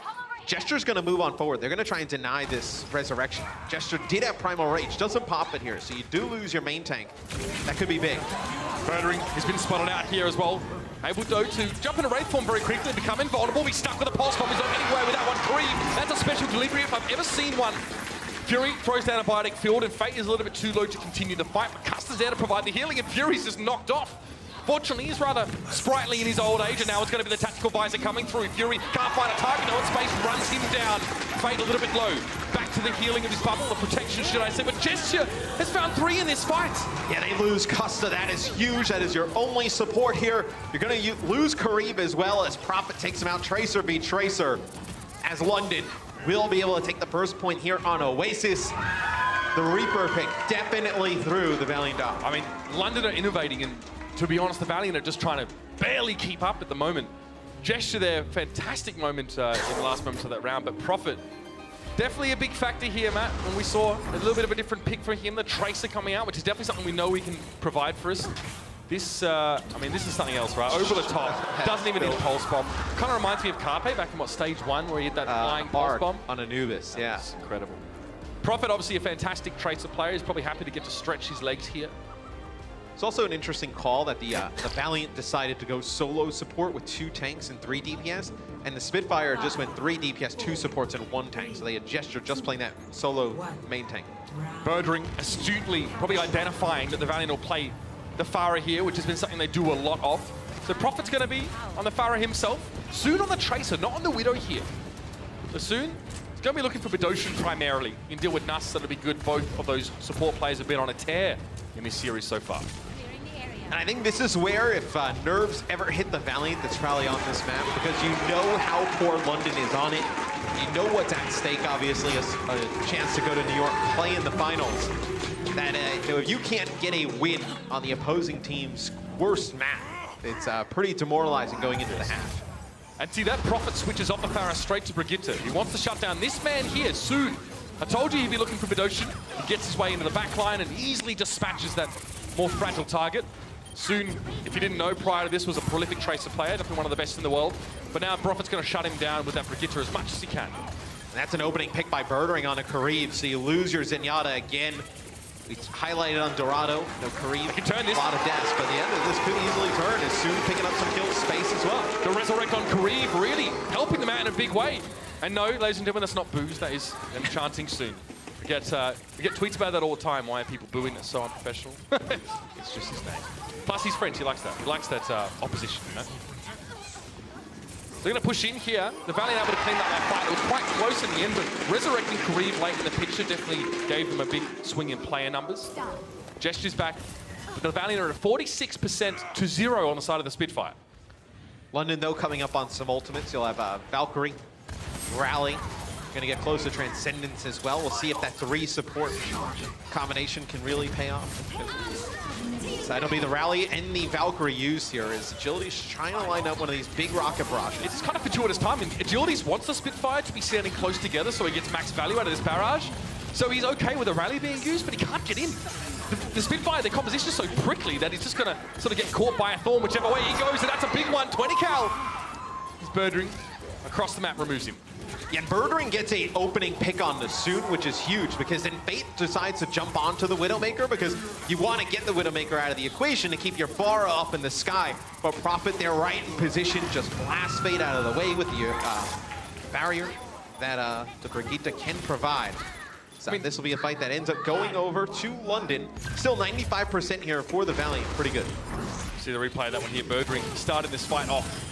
Beautiful shot on towards Soon. Even a fully charged body shot and a quick melee attack for a Widowmaker will actually kill a Tracer. It's enough to deal the 150 points of damage. So you don't even need to hit the headshot, but you know, he was going for it. Yeah, and this composition that the Valiant switch into is pretty devastating. So triple tank, triple support. You can just take real estate on the point here. It's very difficult to put down a ton of damage to get them out. Tough for Birdring to find a clean shot as well. So much shielding, so many big bodies. But Ocean, does he know he's gone? No, he goes for the Transcendence just to keep himself alive. And now it doubles up as healing for the rest of his team as this fight continues. He'll back away though as the rest of the Spitfire. They've definitely given ground to the Valiant, but they haven't lost any players until now. Gestures down, Fate getting aggressive on the Reinhardt, swinging the hammer and creating a defensive zone for his team with the barrier. Self-destruct comes in. Fury doesn't find anything with that one, and he's immediately accosted on the high ground. The Valiant really want to get rid of that Diva as soon as they can, but getting Prophet is definitely a close second. No more Brigitte now for the London Spitfire. Prophet be shoved away, Jester walking into almost a fully charged Soon on this Zarya. Not something we see all the time from him. No, Jester does have primal range, so he may be able to extend this for London as they're really in a one-fight territory here. You gotta get rid of Soon though. He's so charged up on the Zarya, putting down so much damage. That's a big kill because now he's gonna have to go to the spawn, obviously, and he's not gonna be able to take that energy with him. So Soon will have a Graviton Surge in this next fight. He has to land this. He cannot get eaten up by Fury. That would be a winning condition here for London. And again, Soon needs to try and wrap up as many of the Spitfire inside this Graviton as possible, and there needs to be sufficient follow-up from the Valiant. They don't have a lot of players that can sort of access the high ground, so they all need to walk up there. If you grab the high ground and everyone's sat down there sort of just looking up, it's like, is it a bird, it's a plane? No, it's the team that we can't kill. It's not really worth it. So you'll walk up together, play around Soon and get a big grab and try and end the fight. Has to dodge Fury. Look at London, they split. They know there's a grab coming. Oh, that's so risky! From down range to Graviton Surge is here, but where's the follow-up? There's not much damage there. Nuss is taken down by the self-destructive space. He is so good at hitting those. Again, easier when the other team can't really move in all fairness. But now to Soon, trying to get some charge, man. He's got none. He's doing very little damage on this Zarya here. Needs to make more use of those barriers. Birdring does take out Agility, so that's going to be a big kill. Fate trying to get back into the action here with this Earth Shatter. Uses the charge all the way. He gets himself one at least. It's going to be Fury knocked to the ground. The rest of the Spitfire were able to avoid the shockwave for the most part. And Fate is very low. He's knocked out of position. He's down. Prophet's causing all sorts of problems on his Brigitte. Another kill for him, and the kill feed is Kareem is down. The mad scientist won't be giving any healing over the rest of the Valiant for the time being. And we're very close to overtime. Map 2 to the Spitfire. One map away from getting themselves into our grand finals at the Barclays Arena. My God, the Valiant have some work to do, Matt. And if the Spitfire weren't confident before, after winning Oasis, their worst map, they are going into halftime feeling great. Only one map away is London from going to New York. The Overwatch League is brought to you by Dolby. Go inside the action with Dolby Atmos. Cheez-It Grooves. Deep flavor, deep crunch. Cheez-It like never before. Powered by Spotify, the music of the Overwatch League. Stream the official music of the Overwatch League on Spotify now.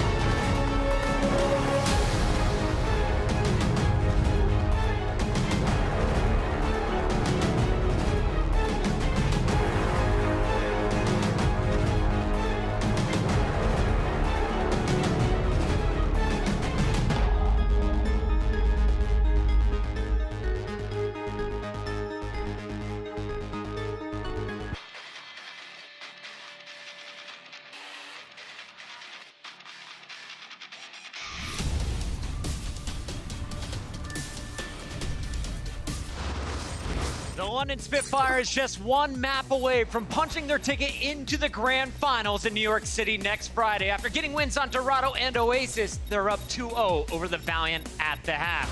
Welcome back to the Blizzard Arena. It's Puckett here at the desk. I've got the boys with me, Brennan Sideshow once again. And honestly, this match is going way faster than any of us predicted. And it's all been in favor of the London Spitfire. Fellas, let's start here at the top, going all the way back to game number 1. This is Dorado, and again, it's the Spitfire catching us off guard. And this play to immediately take out Custer is something that we said the London Spitfire had to, the LA Valiant had to avoid. And instead, London immediately with all the momentum, Birdring hitting shots as well, and we actually saw this from both teams, but they were just able to cruise to point C with so much time on the clock, nearly 5 minutes to complete it. And this is very reminiscent of what happened last time these teams played, and it's just the subtle adaptations by London as well. They're making the correct swaps when they see Valiant moving away. When Agilities goes to the Genji, when Soon starts playing the Tracer, Profit moves back to the Brigitte, a role that he is fantastic at, and he was just shutting them down. I mean, it's normal for teams to really get held up here in the final point of Dorado. It's a hard point to push into, but London, they managed to clinch it anyway, and they set themselves up for victory really off the back of this first half. That's true, but only 4 seconds left on the clock, so it was still possible for the LA Valiant to take it. We saw them come out with a Reinhardt Zarya composition, slightly different here, and they're able to catch them. The ultimate's really important when you play that, and then again we see the momentum in favor of the attacking team. Soon on the Widowmaker, able to pick up a load of kills, but it was this C point again that snarled the LA Valiant up, and it was a close match to start us off here on Dorado, but unfortunately they just weren't able to get it done. Despite some big plays coming out from the LA Valiant tanks, the time whittled away, and this self-destruct coming out from Fury was really the thing that sealed the deal. Almost. Look at that, like a three-pointer. Beautiful. Straight into Custer as he pops the Valkyrie, and it's just brilliant. Space, I believe he gets, I mean, he tried his hardest. Space had a great game on the Diva itself. He was eating up a lot of the Hulk combos that they were trying to put out on the side of London, but unfortunately not quite good enough. But Oasis, this one was the one I was super impressed by London, because they got the win, but they did it using a unique composition, one we haven't seen all season long. We have not seen any team run this composition the entire season. Normally you have 2 tanks, but Gesture's all on his lonesome, and they've got a number of DPS players that are basically just going to run into the enemy's face and try and take down Faith in space. I think this is a recurring theme throughout the series. They've just been destroyed with their individual skill. They have so many players that can play DPS heroes on London Spitfire. This is just genius. Yeah, all in all, Oasis definitely delivered in terms of this. And it's normally London who's falling to these weird compositions, but this time they bring it out. And this is what makes it so interesting, is that London and Valiant, these guys were scrim partners for the longest time. So I believe Valiant coming into this game, they probably believe that they've, understood what London are going to be throwing at them. But in this match, they completely took them off guard straight away off the first initial round. And it was just a beautiful series all around from London. And now they are one map away from taking this series and going to the grand finals in Brooklyn, which is just absolute madness. I have to ask, though, when you watch the Valiant, they kept this second heat very close. In fact, they got all the way up to 94% before London took the point. If you're looking at the good side of things here for the Valiant, what can you take away from Oasis? Well, they are very close in terms of how they were playing with them here, but with 95% running a tank composition, you should be able to close this out. Look, Grav comes in at the end, no follow-up. So the LA Gladiators, I think, are still playing a little sloppy. That self-destruct came in too late from space. And so overall, if you're cheering for the LA Valiant here, you have to be looking for them to step up just their basic teamwork, the fundamentals of how their tanks are playing with each other. Because although this has been close, this was the same on Wednesday. We had a close series. They ended up losing. They cannot afford to lose any more here. I do want to give big props to Profit as well. This is a guy you saw on Tracer. We've seen him playing Pharah, all kinds of different heroes from this guy. But on that last map, he was playing Brigitte. He blocked the bomb from the Diva coming in from space. He also blocked that final Earth Shatter, which gave London the edge on Oasis. So now we got London Spitfire on match point. And we know here in the second half, they have a lot of things going their way when it comes to the tank play, Brent. They really do, and I've got an Insights powered by Intel here, and this one's actually for a lot of the new viewers at home who are maybe new to the Overwatch League, and this is something that you're going to be seeing a lot, and this is the Halt Hook combo that we call, right? So I'm going to play this through, and this is just perfection. Gesture uses his Halt ability there. It's that ball you can see. It sucks the enemies in, and it sets up the team. It's a combo because you work with the other character on your team, the Roadhog, to hook the player in and get the pick. big. And this was beautiful. This is what set them up for the win on Dorado. They got the kill onto Custer, the most important kill you get at the start of a team fight. If you bring the Mercy down, you take out the healing. But the reason why this was so cool was because last time these two teams were on Dorado, Gesture ended up sending his Holt this way, right? All the way onto the other side of the team. So Custer is actually positioning himself because he's expecting the Holt in a different location, trying to mind game it, but Gesture too smart for it, ends up picking Custer out anyway. And I do feel for Custer because this is a very difficult situation to be in, right? You are the sole healer on your team. Everyone is gunning for you at all times. You've got every target on your back essentially because you are the most important person in the map at that time. So it's a hard position to be in, but you just need to be able to sidestep that and read the enemy a bit better in terms of avoiding those sort of combos. But that's something that you're going to be seeing quite a lot in the Overwatch League as we move forward. And a great point there. You know that Custa watched the footage from their last match. He was purposely in a different position, but Gesture wins the mind game there, and London now one map away.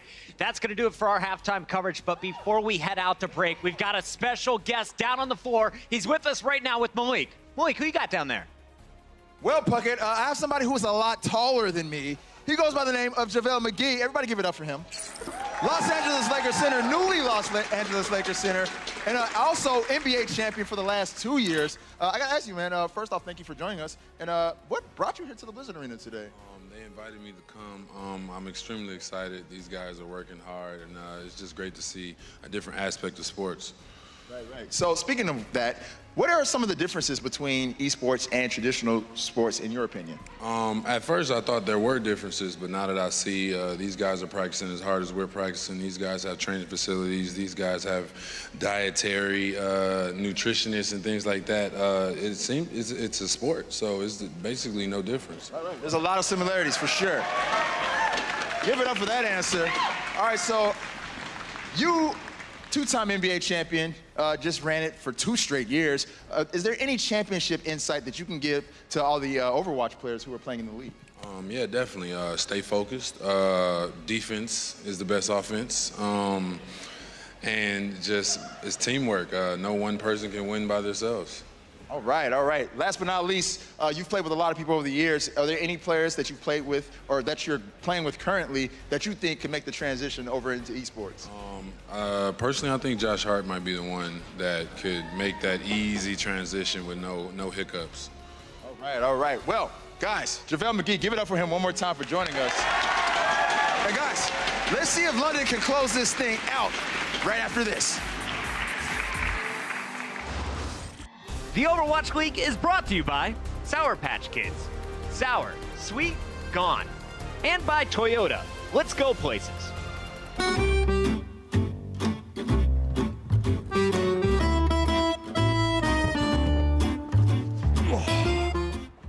Oh, are you ready to go to lunch? Yeah, dude, let's do it. Right, but you're riding in the back seat? Yeah, I mean, why not? It's pretty spacious back here. Well, sure, but there's plenty of space up front. Yeah, no, that is true. So, sit up here? No, I'm good, bro. You're good. I'm not good with this entire situation. It's like I'm your show. A friend who's going to take his other friend to lunch while they both enjoy the wonderful spaciousness of this vehicle. Yeah, sure. Oh, if you don't get us there quickly, by the way, you're not getting 5 stars. Sir, yes, sir. Right away, sir. Breathmint? Don't talk to me. Designed and focused around you. The Toyota CHR. Toyota, let's go places.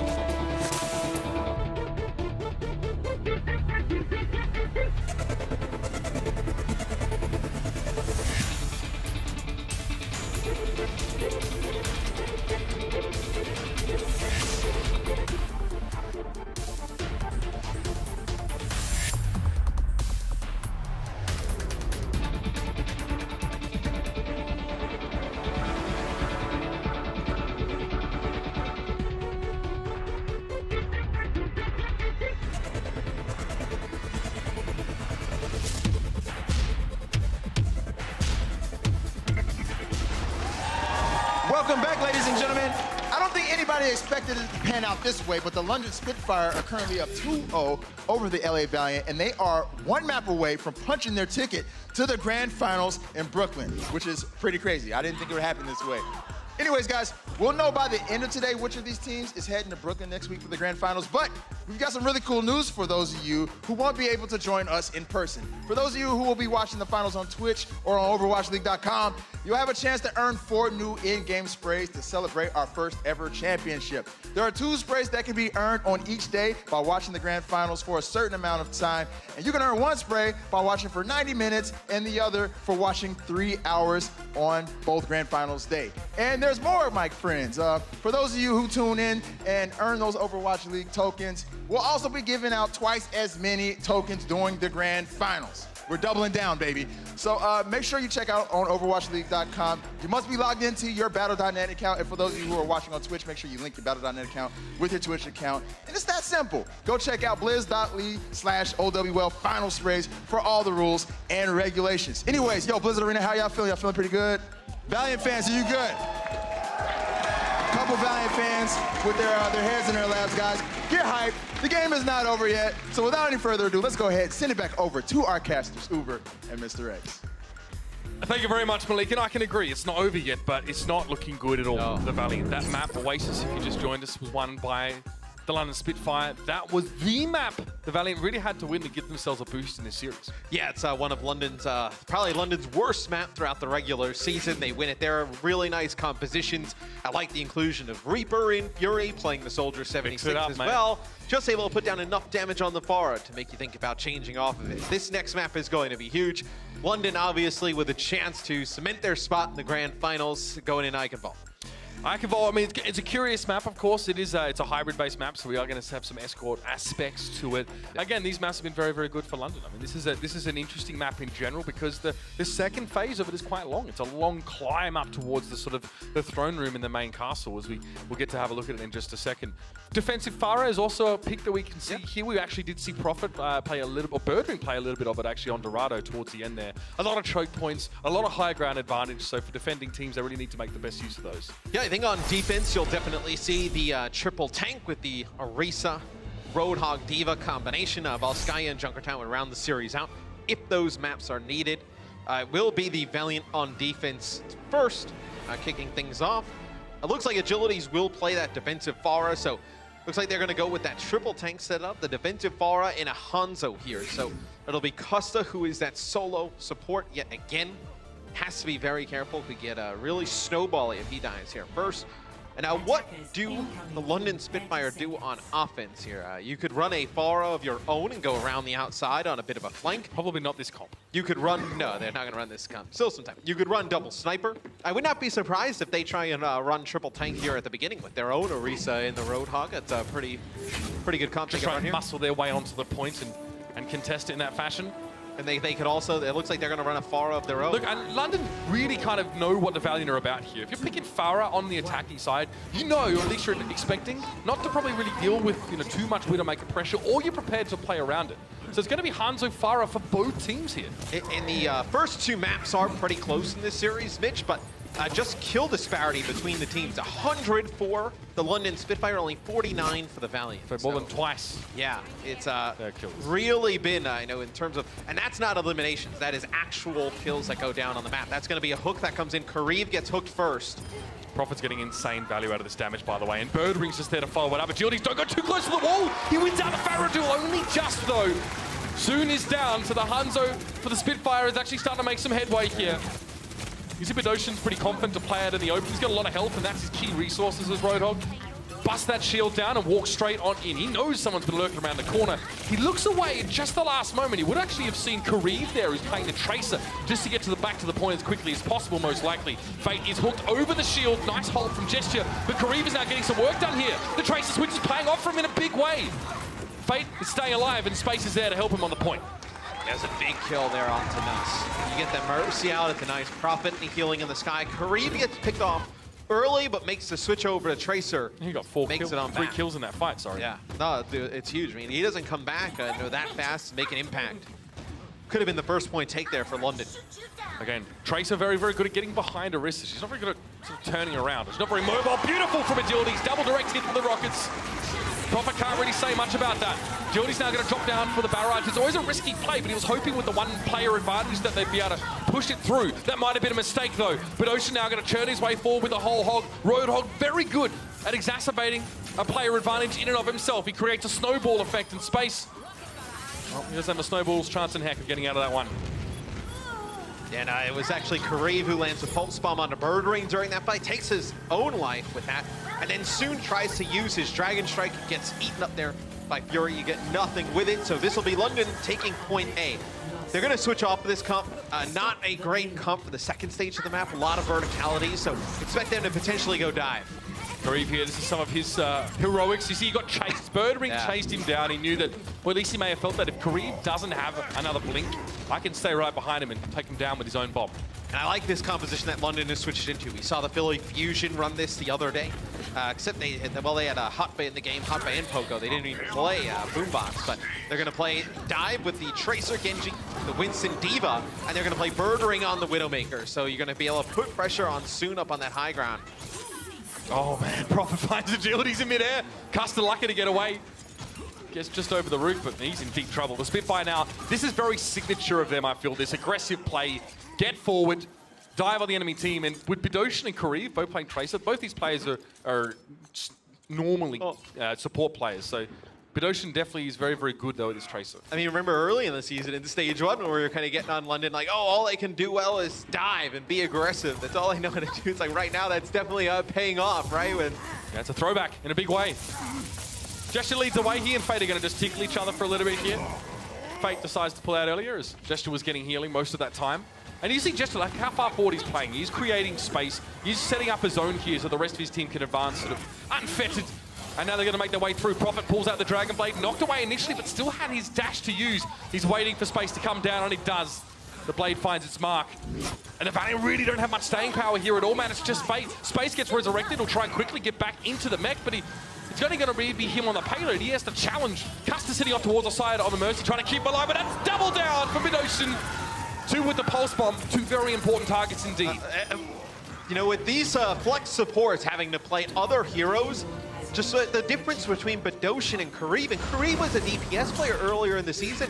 Bidoshin making such an impact on Tracer in Roadhog. The stick there onto Agility as he walked right into Custa. London have so many options, so many looks here, and when you've got 3 world-class Tracer players on your team, you can take your pick. London now switching comp again for this last stage of the map. They want to make the best use they can out of Junkrat here. The Valiant are also hoping to do the same. Well, I like this from London. You're going to be able to farm up this Riptire rather quick with 3 tanks on the other side. And can Custa heal through all of this? You're going to have 2 supports for the London Spitfire. Only Custa here for the Valiant. It's a big job. A lot of paperwork for Custa to get through on his table right now. Self-destruct, that one pulled up a little bit short. I believe that Fury wanted that one further around the corner, but Gesture, it's the cat amongst the pigeons right now. And he's knocking the Valiant left, right, and center, which is great because Prophet just capitalizes by throwing explosives at them one after another. Space losing his mech, soon down. Gesture, he's such a problem child here. He is an absolute beast here on Winston. Just the pressure he is putting on. Nuss using the Valkyrie was keeping everybody topped up. As this is not looking good for the Valiant. A lot of time still on the clock here. Soon on the Doomfist, but it doesn't last very long. Prophet sent to the Riptire, and that's going to be it. Wow. The Valiant stunned silence over them and their fans as they realize it could all be over. Stage 4 champions, LA Valiant, getting taken to task right now by London, who hasn't really had glory in the Overwatch League since stage 1, many months ago. Bidoshin, 2nd overall in hero damage on the London Spitfire, 1st in final blows.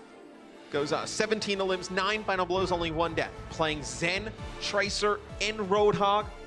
You know, we kind of talked about him as probably the second best Zenyatta in the league, obviously behind Jonak on NYXL.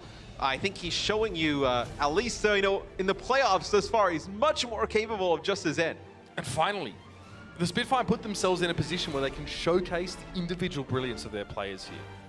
The game has changed so much that now, instead of sort of making player substitutions in between maps and changing your strategies on a map-by-map basis, now it happens in between fights. It happens all in the same map. When you've got a team that's so flexible like London, we've seen, I don't know, probably a good 17 heroes from them in that particular round. That makes a huge difference, that flexibility. It's huge because it allows them on Oasis to play a solo tank with their off-tank playing DPS and then still play 2 supports. And then it allows them on Eichenwald to have one of their flex support play tank or play DPS and then keep, you know, Fury on Diva. It's something we haven't seen from the Valiant. You know, Kariv is able to switch back and forth, but then that means when they want to run triple DPS or triple tank, they have to have only that one support, which puts them at a little bit of a disadvantage at times. And this whole series could all be over here. Valiant could be denied a chance to try and run it back in consequent maps and, of course, series. They'd have one more chance at a best of 5 today if they could somehow get out of this one alive, but it's not looking good at all. Crowd still getting behind them, of course. The Valiant have had an up and down season. They'd love to end on a high, but right now the Spitfire, they're in the stratosphere. We'll see how the Valiant bounce back as you know, the bad part is that London completed the map. The even worse part is how much time they have left in the time banks. But usually on this map, it goes down to the wire if the team is able to. It's like Dorado, right? Yeah. Very hard all the way to to the finish end. this one. So we see the Valiant looks mostly better defensively on Dorado. Now it's their chance to try and make some things happen here. Agilities wants to try and hit these rockets fairly consistently while staying safe, which is a big ask. Nice job there. Concussive blast to knock Birdring aside into the path of the next rocket. Huge long-range hook, though, coming in from Mid-Ocean. Pulls him right out of the sky. And they get the res on the Birdring. They use their Resurrection, the Valiant, on Agilities. But now that you've lost Fate, you lose your shield here. You're going to have to back up a little bit. Just all that damage that's going to come down from the Pharah and the Hanzo, you're not going to be able to just kind of walk on through it. Now, Kareem entrenched in the backlines here, but he's got a lot of assailants. He does get a very critical DC on Fury here. So for Fury now, the decision is, do I just hang around and wait till I can get my mech back, or how do I play this? Either way, the rest of the fight now, still kind of going on. The Valiant are sitting back, though. You can see they're not really trying to push through. Perhaps they're waiting for Kareem to find an actual pick. But there's also a Valkyrie used by London. That's probably why they stopped. Big hook, though, but Ocean pulled away from his team, but he gets away. He's so healthy. Good healing given by Nuss to keep that Roadhog up. Again, Fury didn't even jump off the side. He actually did enough damage to Kareem to get his mech back. Oh, nice shots here from Agilities. Connects it one on Nuss at range. This is a hard battle, isn't it? Yeah, this is difficult, though. The Pharah is in the sky. Gesture's getting low. Actually backs away inside the hunting lodge there, so Agilities has denied his chance to remove the Orisa from the equation. Now he has to satisfy himself with other targets. In doing so, Gesture gives up the point for now. Over to the Los Angeles Valiant. Custer goes for the blaster, he finds the kill. Gesture goes down. He eventually had to peek out straight into a hail of rockets, and Agilities should end the fight here. Curry also finding Fury. That'll do the job. Let's have a look at the replay of that one. Matt Custer going for the blast. A bit of Mercy heroics here. You love to see it. It's so hard, even, you know, if Prophet wanted to hit the Mercy in the sky, like when Mercy's flying at a Pharah or Widowmaker, so difficult to hit those shots. Birdring, it gives up his Dragon Strike here. He'll switch over to Widowmaker. The Dragon Strike in the second part of the map, not as you know, dominant as in that first part, right? Just one choke point at the beginning, not able to really use it to great effect here. So what you just heard there was Prophet using a barrage up above the castle, and he didn't actually find the kill. I'm not 100% sure of who he was trying to target there. Regardless, it's an ultimate that doesn't really amount to too much. And Kareem, this is where he wants to be, right in the face of Birdring, putting pressure on the sniper who'd rather keep you at arm's length. He's foiled and pushed away eventually. Now he's forced to sort of trade out with Bidoshin. So aggressive! Bidoshin running into his face. He's only about 50 health, Matt. You're still confident to take that duel. He's definitely winning the Tracer fight. Bidoshin plays his Tracer just like he plays Zen, just aggressive, just always on the flank as the Pulse Bomb takes out Fate's Supercharger, so all that healing from the all the damage from the Orisa ultimate gone. Birdring with 2 straight headshots. That push over before it starts here for the Valiant. So take a look. Matt, there's a skill gulf here, or there's a performance gulf between these two teams right now. The Spitfire is still way ahead. No ultimates though for London in this next fight. Okay. Okay! I saw that off sort of in the corner of the screen, but in first person, it's far more impressive. You do have a Valkyrie here for the Valiant. You also have a Pulse Bomb, so we'll see if Kareev can make that Tracer ultimate work, but it's really Cussa. You use this Valkyrie here, try and give the healing, push the payload on through. You need to get a good use of it here. Got to get something out of that, right? Because that bridge should take a long time for them to get across. Kareev doesn't take no for an answer. And it's Birdering to fall. Nuss being removed actually by Sooth, so Kareev and Sooth doing most of the work right now. Let's throw back to the old days of those two on the DPS. Kareev doesn't even have to use that Pulse Bomb now. He was so effective in getting in the back line. And Custer, another notch to the belt. He once again gets the kill on the Prophet, who's just done with playing Pharah now. He's going to switch. Yeah, I was surprised they played the Pharah for that long. Some shots here from Soon.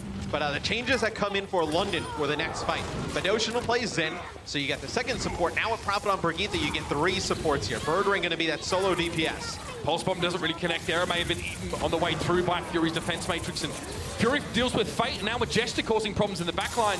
Kareev has to go and get his own health back because Custer's been removed from the situation. Soon is, well, he's in deep trouble. To get away would be quite a feat. He doesn't quite make it. So, you know, with a minute 37, it seems like it's a lot of time, but really you're looking at 2 good fights here for the Valiant. You're going to have Kareev make the change to Zen here, so a little bit more of a standard comp. Agilities with this blade, what can you get? There's no Transcendence on the other side. This needs to be a big Dragon Blade. We've seen him come up with big Dragon Blades in the past. This one needs to be good. Okay, that's a strong opener there. Nuss is going to have to commit the Resurrect to Benocean and bring him back into the fight, but Agilities now has plans for this blade. Gets deep into the back line there. Fate was actually repelled by Prophet there, but Birdering's still missing. So kills being traded out, and now the Spitfire having to commit to the low ground is definitely an admission to defeat in this fight. They're going to have to try and back away and go for a hold outside the gate. Prophet, he doesn't quite make it though. They managed to cut him off at the pass. The wrong turn in Albuquerque there, Matt. And now he's used Valkyrie. Get over the line. 2 minutes and 15 seconds left for the Valiant here. They are going to be behind the Spitfire in time regardless of result. They finished the map, that is. Agilities didn't have to use the blade. Gets a bit tough to play Genji in this part of the map, Matt, just because of all the AoE damage or the splash damage that Junkrat, is going to be providing with those grenades. And pretty easy. Kind of breathe on a Genji at low health and he's going to fall apart. He's going to go in now anyway. Self-destruct and blade, using everything here. They might switch comps after the fight, but they might not have to. Benocean going down to the self-destruct and Agilities finds his mark. 2 of them, in fact, with a Dragon Blade. Now he's just going to hold the door. Probably more quite diminutive for a bouncer, but I guess he's going to be intimidating enough now. The Valiant will get some breathing room. Fury does hold on to self-destruct though, so you're going to have that ultimate to put on the payload, clear it on out. Benocean has Transcendence. Birdering switches over to Mei, so Mei obviously able to cleave with the heal, the freeze now. You're able to just freeze multiple players. Carly just trying to stay in the fight now. Birdering forced to use Ice Block, but Jester went down in the meantime. Self-destruct being thrown out on the payload, but it doesn't really do too much except zoning Zoon out of position. Fate drops in, he does have a Primal Rage and things get a little bit hairy for him. Birdering's trying to put this thing on ice. He throws up the wall. Fate gets stunned by the Brigitte. Now it's time for the Primal Rage. Trying to get messy. Dragon Strike cutting through and Nuss is down. No mercy now for the London Spitfire. They're missing the healing. Jester also missing. And there's the Dragon Blade. Space has done a huge effort here getting rid of Benocean. And the Valiant stay alive. At the death knell, they dig in their claws and heals. And we're going to get another playthrough here as we go to time bank. Is Jester not able to get a use of Primal Rage there at the end? Did have that Winston ultimate to enlarge that HP pool. Could have, I know, burned some more time off the clock, but still, only a minute available for the Valiant. You still have that 2 minutes and 49 seconds for London. So if you're the London Spitfire players or fans, you can't really freak out so much. You accomplish your goal, right? They only have a minute on the clock to unlock the payload and then advance as far as they can. Let's have a look at this blade as well to seal it down. Obviously, Agilities managed to make a big difference there in those final moments. Again, tough to play Genji here, like I said, but they already had so much momentum, there's no point switching. Lovely turnaround. Getting rid of Birdering is very important. Mei is tough to deal with if you don't burst her down. She's very durable, has a self-heal that also makes her invulnerable. Good turnaround for Agilities. One of the youngest players here in the Overwatch League. In my opinion, one of the players with the highest ceiling as well. Oh, I mean, just tremendous mechanical skill. You know, as his hero pool evolves over the years, you think he's definitely going to be one of the top players in the league. So Nuss and Prophet are actually back in the London spawn. Not decided what they want to run with yet. I think Birdering will use a Sonic Arrow. He'll get a good look of what they're running on the other side, and then you'll make a decision. So he's going to switch to Pharah here. So you're going to play Pharah versus Pharah. No hit scan for the Valiant. So soon not playing Widowmaker, going to play Hanzo here. And Kareev is going to play Tracer. Agilities now. Early salvos, obviously there's damage to be done here, but there's no one really on the Valiant to capitalize on that one, so he's essentially just charging his ultimate up to start with. Getting closer to his first barrage will be helpful. Oh, that is something huge. out there. You can't lose Fate with only 30 seconds on the clock. Again, you've got to eat those halts. You've got to stop them from coming through, but Space is playing Roadhog, of course. They can't do much about that. Kareev and Space are now starting to bring things back in their favor. The needle is shifting. Agilities now descends upon his prey. Fury, desuited, take it down. Nothing like some bare knuckle brawl to get the Valiant pumped up and ready to go, and they stay in this one. Again, only just map, but they'll be able to move the payload. Oh, it's huge from Agilities. He's able to put down enough damage. You lose your main tank, you lose your shield, nothing to play behind. You only have that one support. Could have been real bad there for the Valiant as Space will play D.Va here.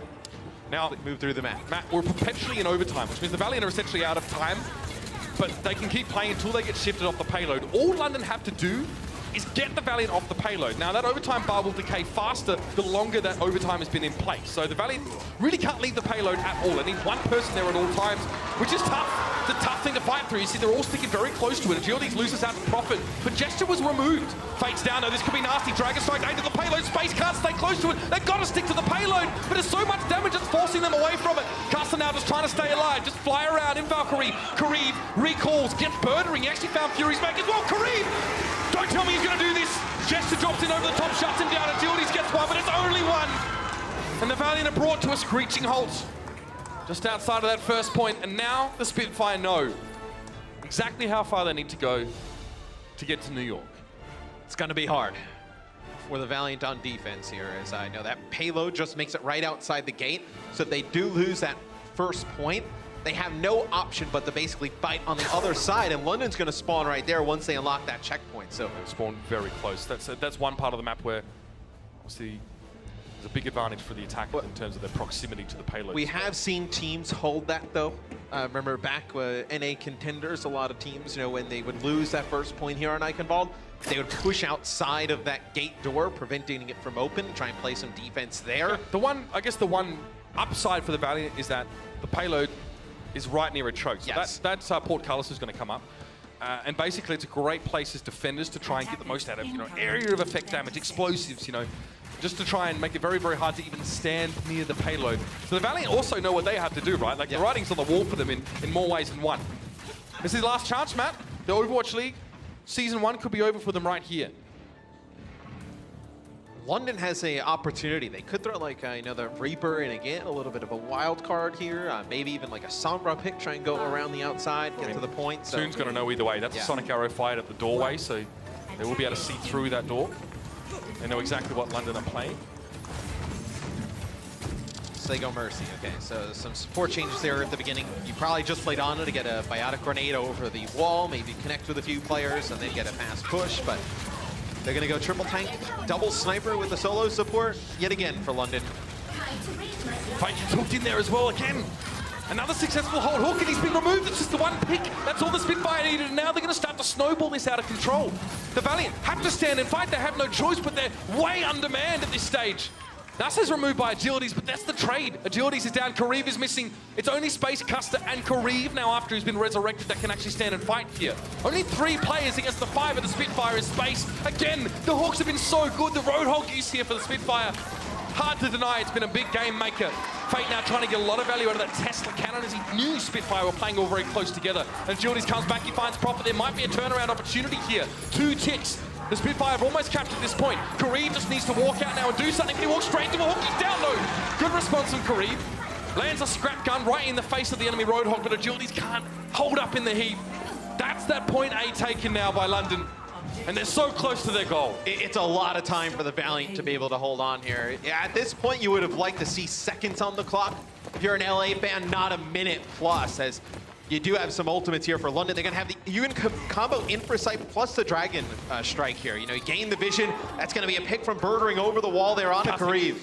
Will there be a resurrect for that one? That has to be. No, Fury capitalizes. He jumped onto the high ground now, and Birdwing's going to have a lot more space to work. Prophet as a Dragon Strike is going to make this very costly for the Valiant. They want to try and challenge up close, and they try. Oh, they try, man, but it's not going to be enough.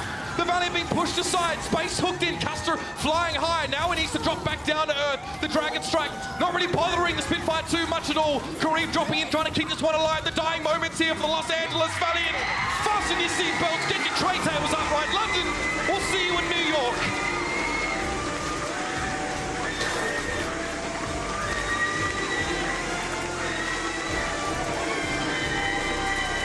Just pure elation for the London Spitfire. It's been a rough season for them out. They started strong. They really did. Stage 1 champions, and then they just went missing. Self-belief down the drain. They just couldn't make it work. But now, all of a sudden, they chose the perfect time to peak in the Overwatch League, in the playoffs.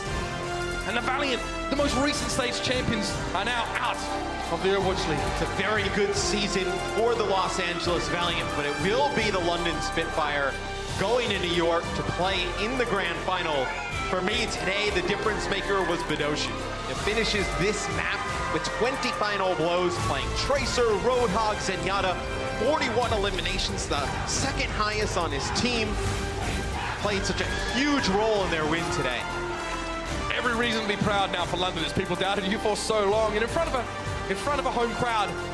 Definitely tough for the LA Valiant. They come very far. But again, this London team, Matt, it's a hallmark of, I think, a great unit of players if you can really overcome the adversity that they face. They missed stage playoffs that went completely off the board. And yeah, there's emotion aplenty in the arena. You know, they were the Stage 1 champions. Maybe they will be the overall league champions. We'll hear from the desk about the London Spitfire winning 3-0 right after this quick commercial break. Cry too, Matt. The Overwatch League is brought to you by Omen by HP, the official PC and display of the Overwatch League. Intel. Intel Core i7 powers the Overwatch League. And by T-Mobile, America's fastest network ever. Only one Overwatch League pro will take home the Grand Finals MVP award, and T-Mobile is giving you a say. When the finals begin on Friday, July 27th, cast your vote for the most deserving player by tweeting their battle tag along with the hashtag OWLMVP. Don't miss out, because your vote will help decide the champion. Who will you choose?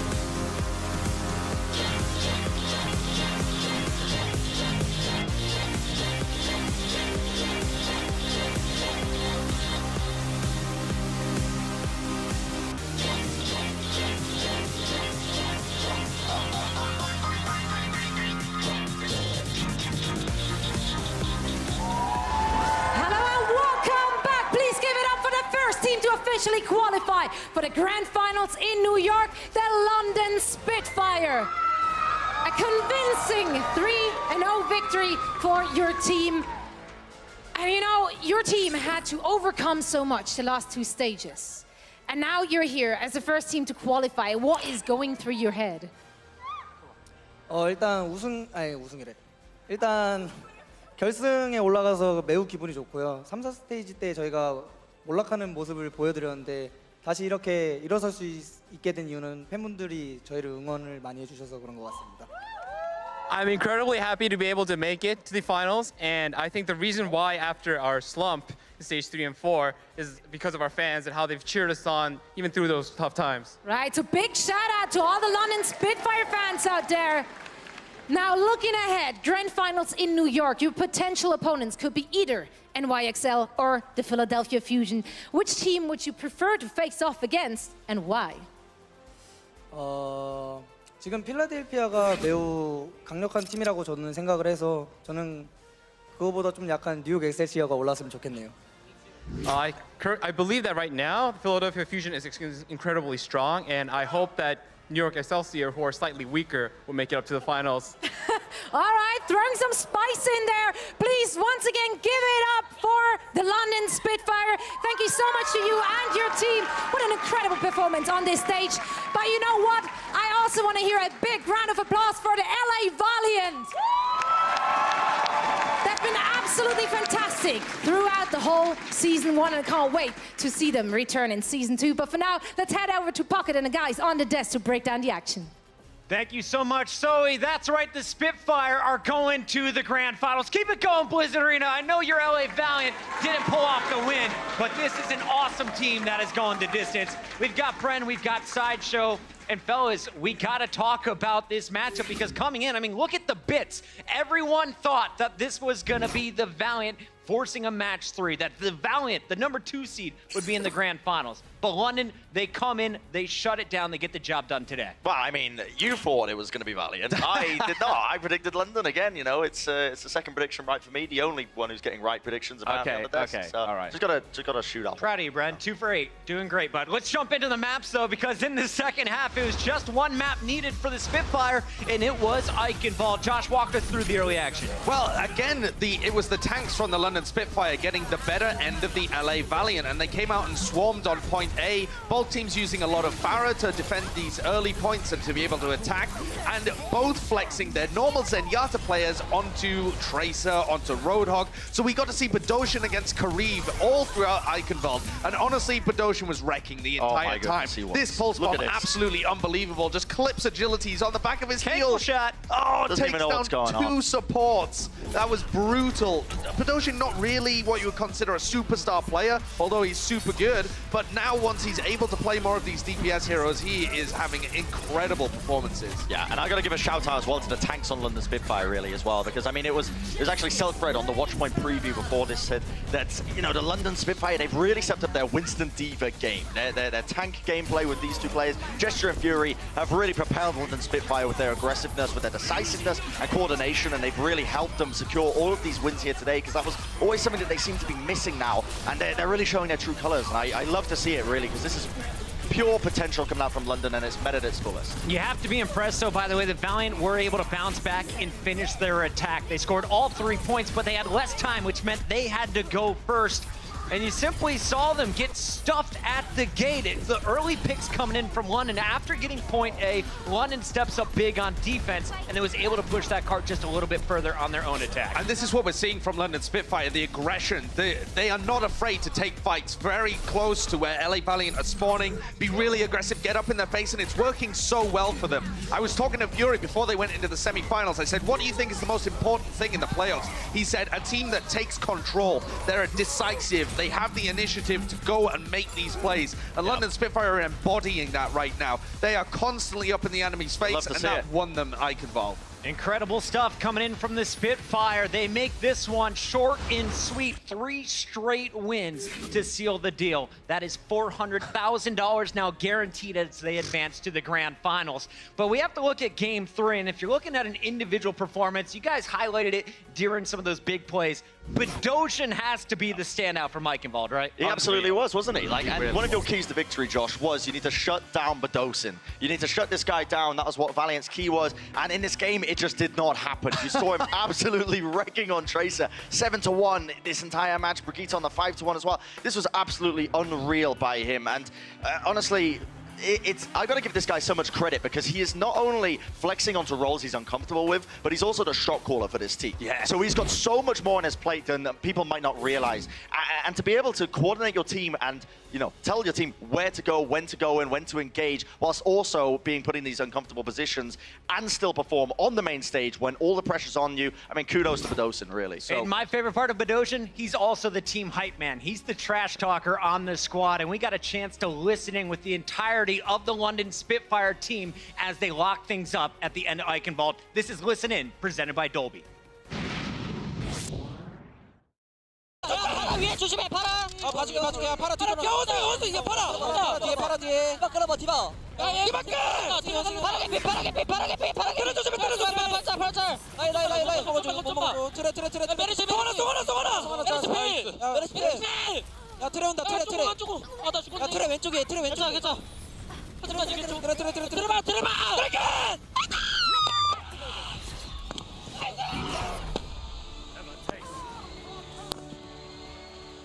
Massive celebration and very deserving here. Badosin knew how important this match was, and for the second time this season, the confetti falls for the London Spitfire. Guys, final thoughts on this matchup in general and what you saw from the Spitfire? This was ridiculous, honestly. How London, if you took this team and you only, anything you understood about this team against their first match against the LA Gladiators, right in the quarterfinals, right? You look at their first match, it was abysmal, it was atrocious, and they've completely turned it around now, and they're looking unstoppable. They really are looking like the favorites coming into the grand finals now. It is absolutely unbelievable. Man, Josh, I made you pick just one player. I know it was tough, but you can only choose one. It's our player of the match. This one, of course, sponsored by Omen by HB. Who'd you go with today? I had to go with Profit. The DPS player for the London Spitfire has been so phenomenal. Guy's got mad individual skill. You see this play of the day. Styling on people, left, right, and center. Plays so many heroes for this team, is incredibly pivotal, and always puts up really good numbers. Birdring X Factor. Badosin stepped up today. Profit, always the backbone of the London Spitfire, has so much coordination with everybody, especially Gesture, can play every hero. This guy is a star for the London Spitfire and will continue to perform into the playoffs. Other people, we have question marks about. Profit, you know you can rely on this guy. Crazy numbers as always. Yeah, Mr. Consistent across the board, and honestly, an underrated player throughout the season. We haven't really been giving him the credit he deserves, but he really stepped it up in this match here. Absolutely. Profit definitely a threat to look out for. He and Birdring stars in that DPS role moving forward into the grand finals. As we lock up today's show, we want to remind you guys of all of the matches that went down between these two teams.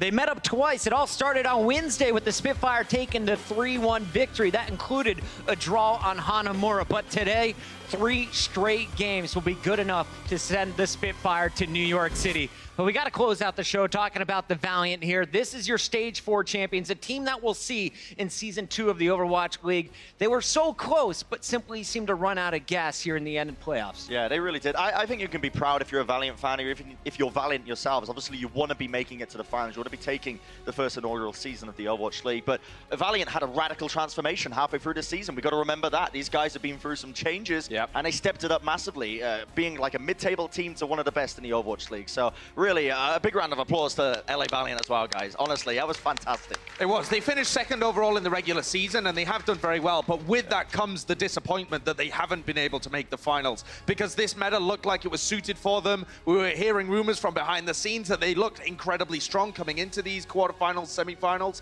and to not be able to pull it out when it really matters, the players are going to be disappointed about that, but you got to look on the bright side and look towards Season 2. If you're on social media, show those players some love. They need it right now, because as you look at the playoff bracket, the Valiant, they will walk away in third place with $100,000 in their bank account, but they'll be missing out on that $1 million grand prize, which is up for grabs. The Spitfire is there, and tomorrow we find out who will be joining them on July 27th. Is it going to be the Philadelphia Fusion, or will it be the New York Excelsior? This match is kicking off tomorrow at 4 p.m. Pacific. Philadelphia, you need just one more, and we could have our 5th and 6th seeds playing for the championship title here in the Overwatch League. Crazy. It's been a ridiculous day. We want to thank everybody who tuned in on TV. If you're on twitch.tv, though, with the All Access Pass, make sure you head over to the Command Center, because we got our press conference with your champions today. It's the Spitfire. Thank you all for tuning in, and we'll see you tomorrow. Once again, action kicks off at 4 p.m. Pacific.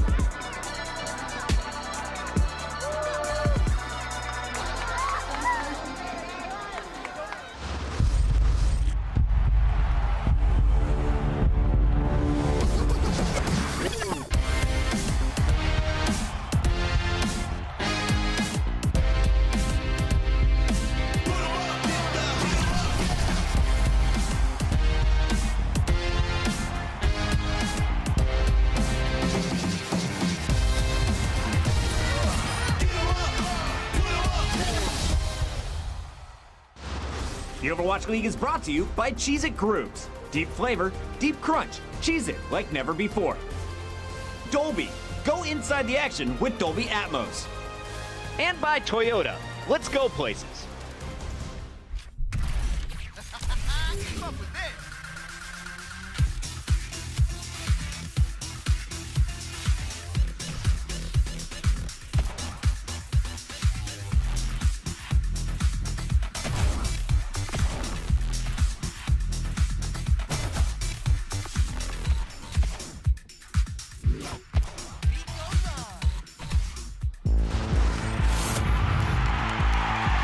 Are you ready? Today, you're in for a real treat.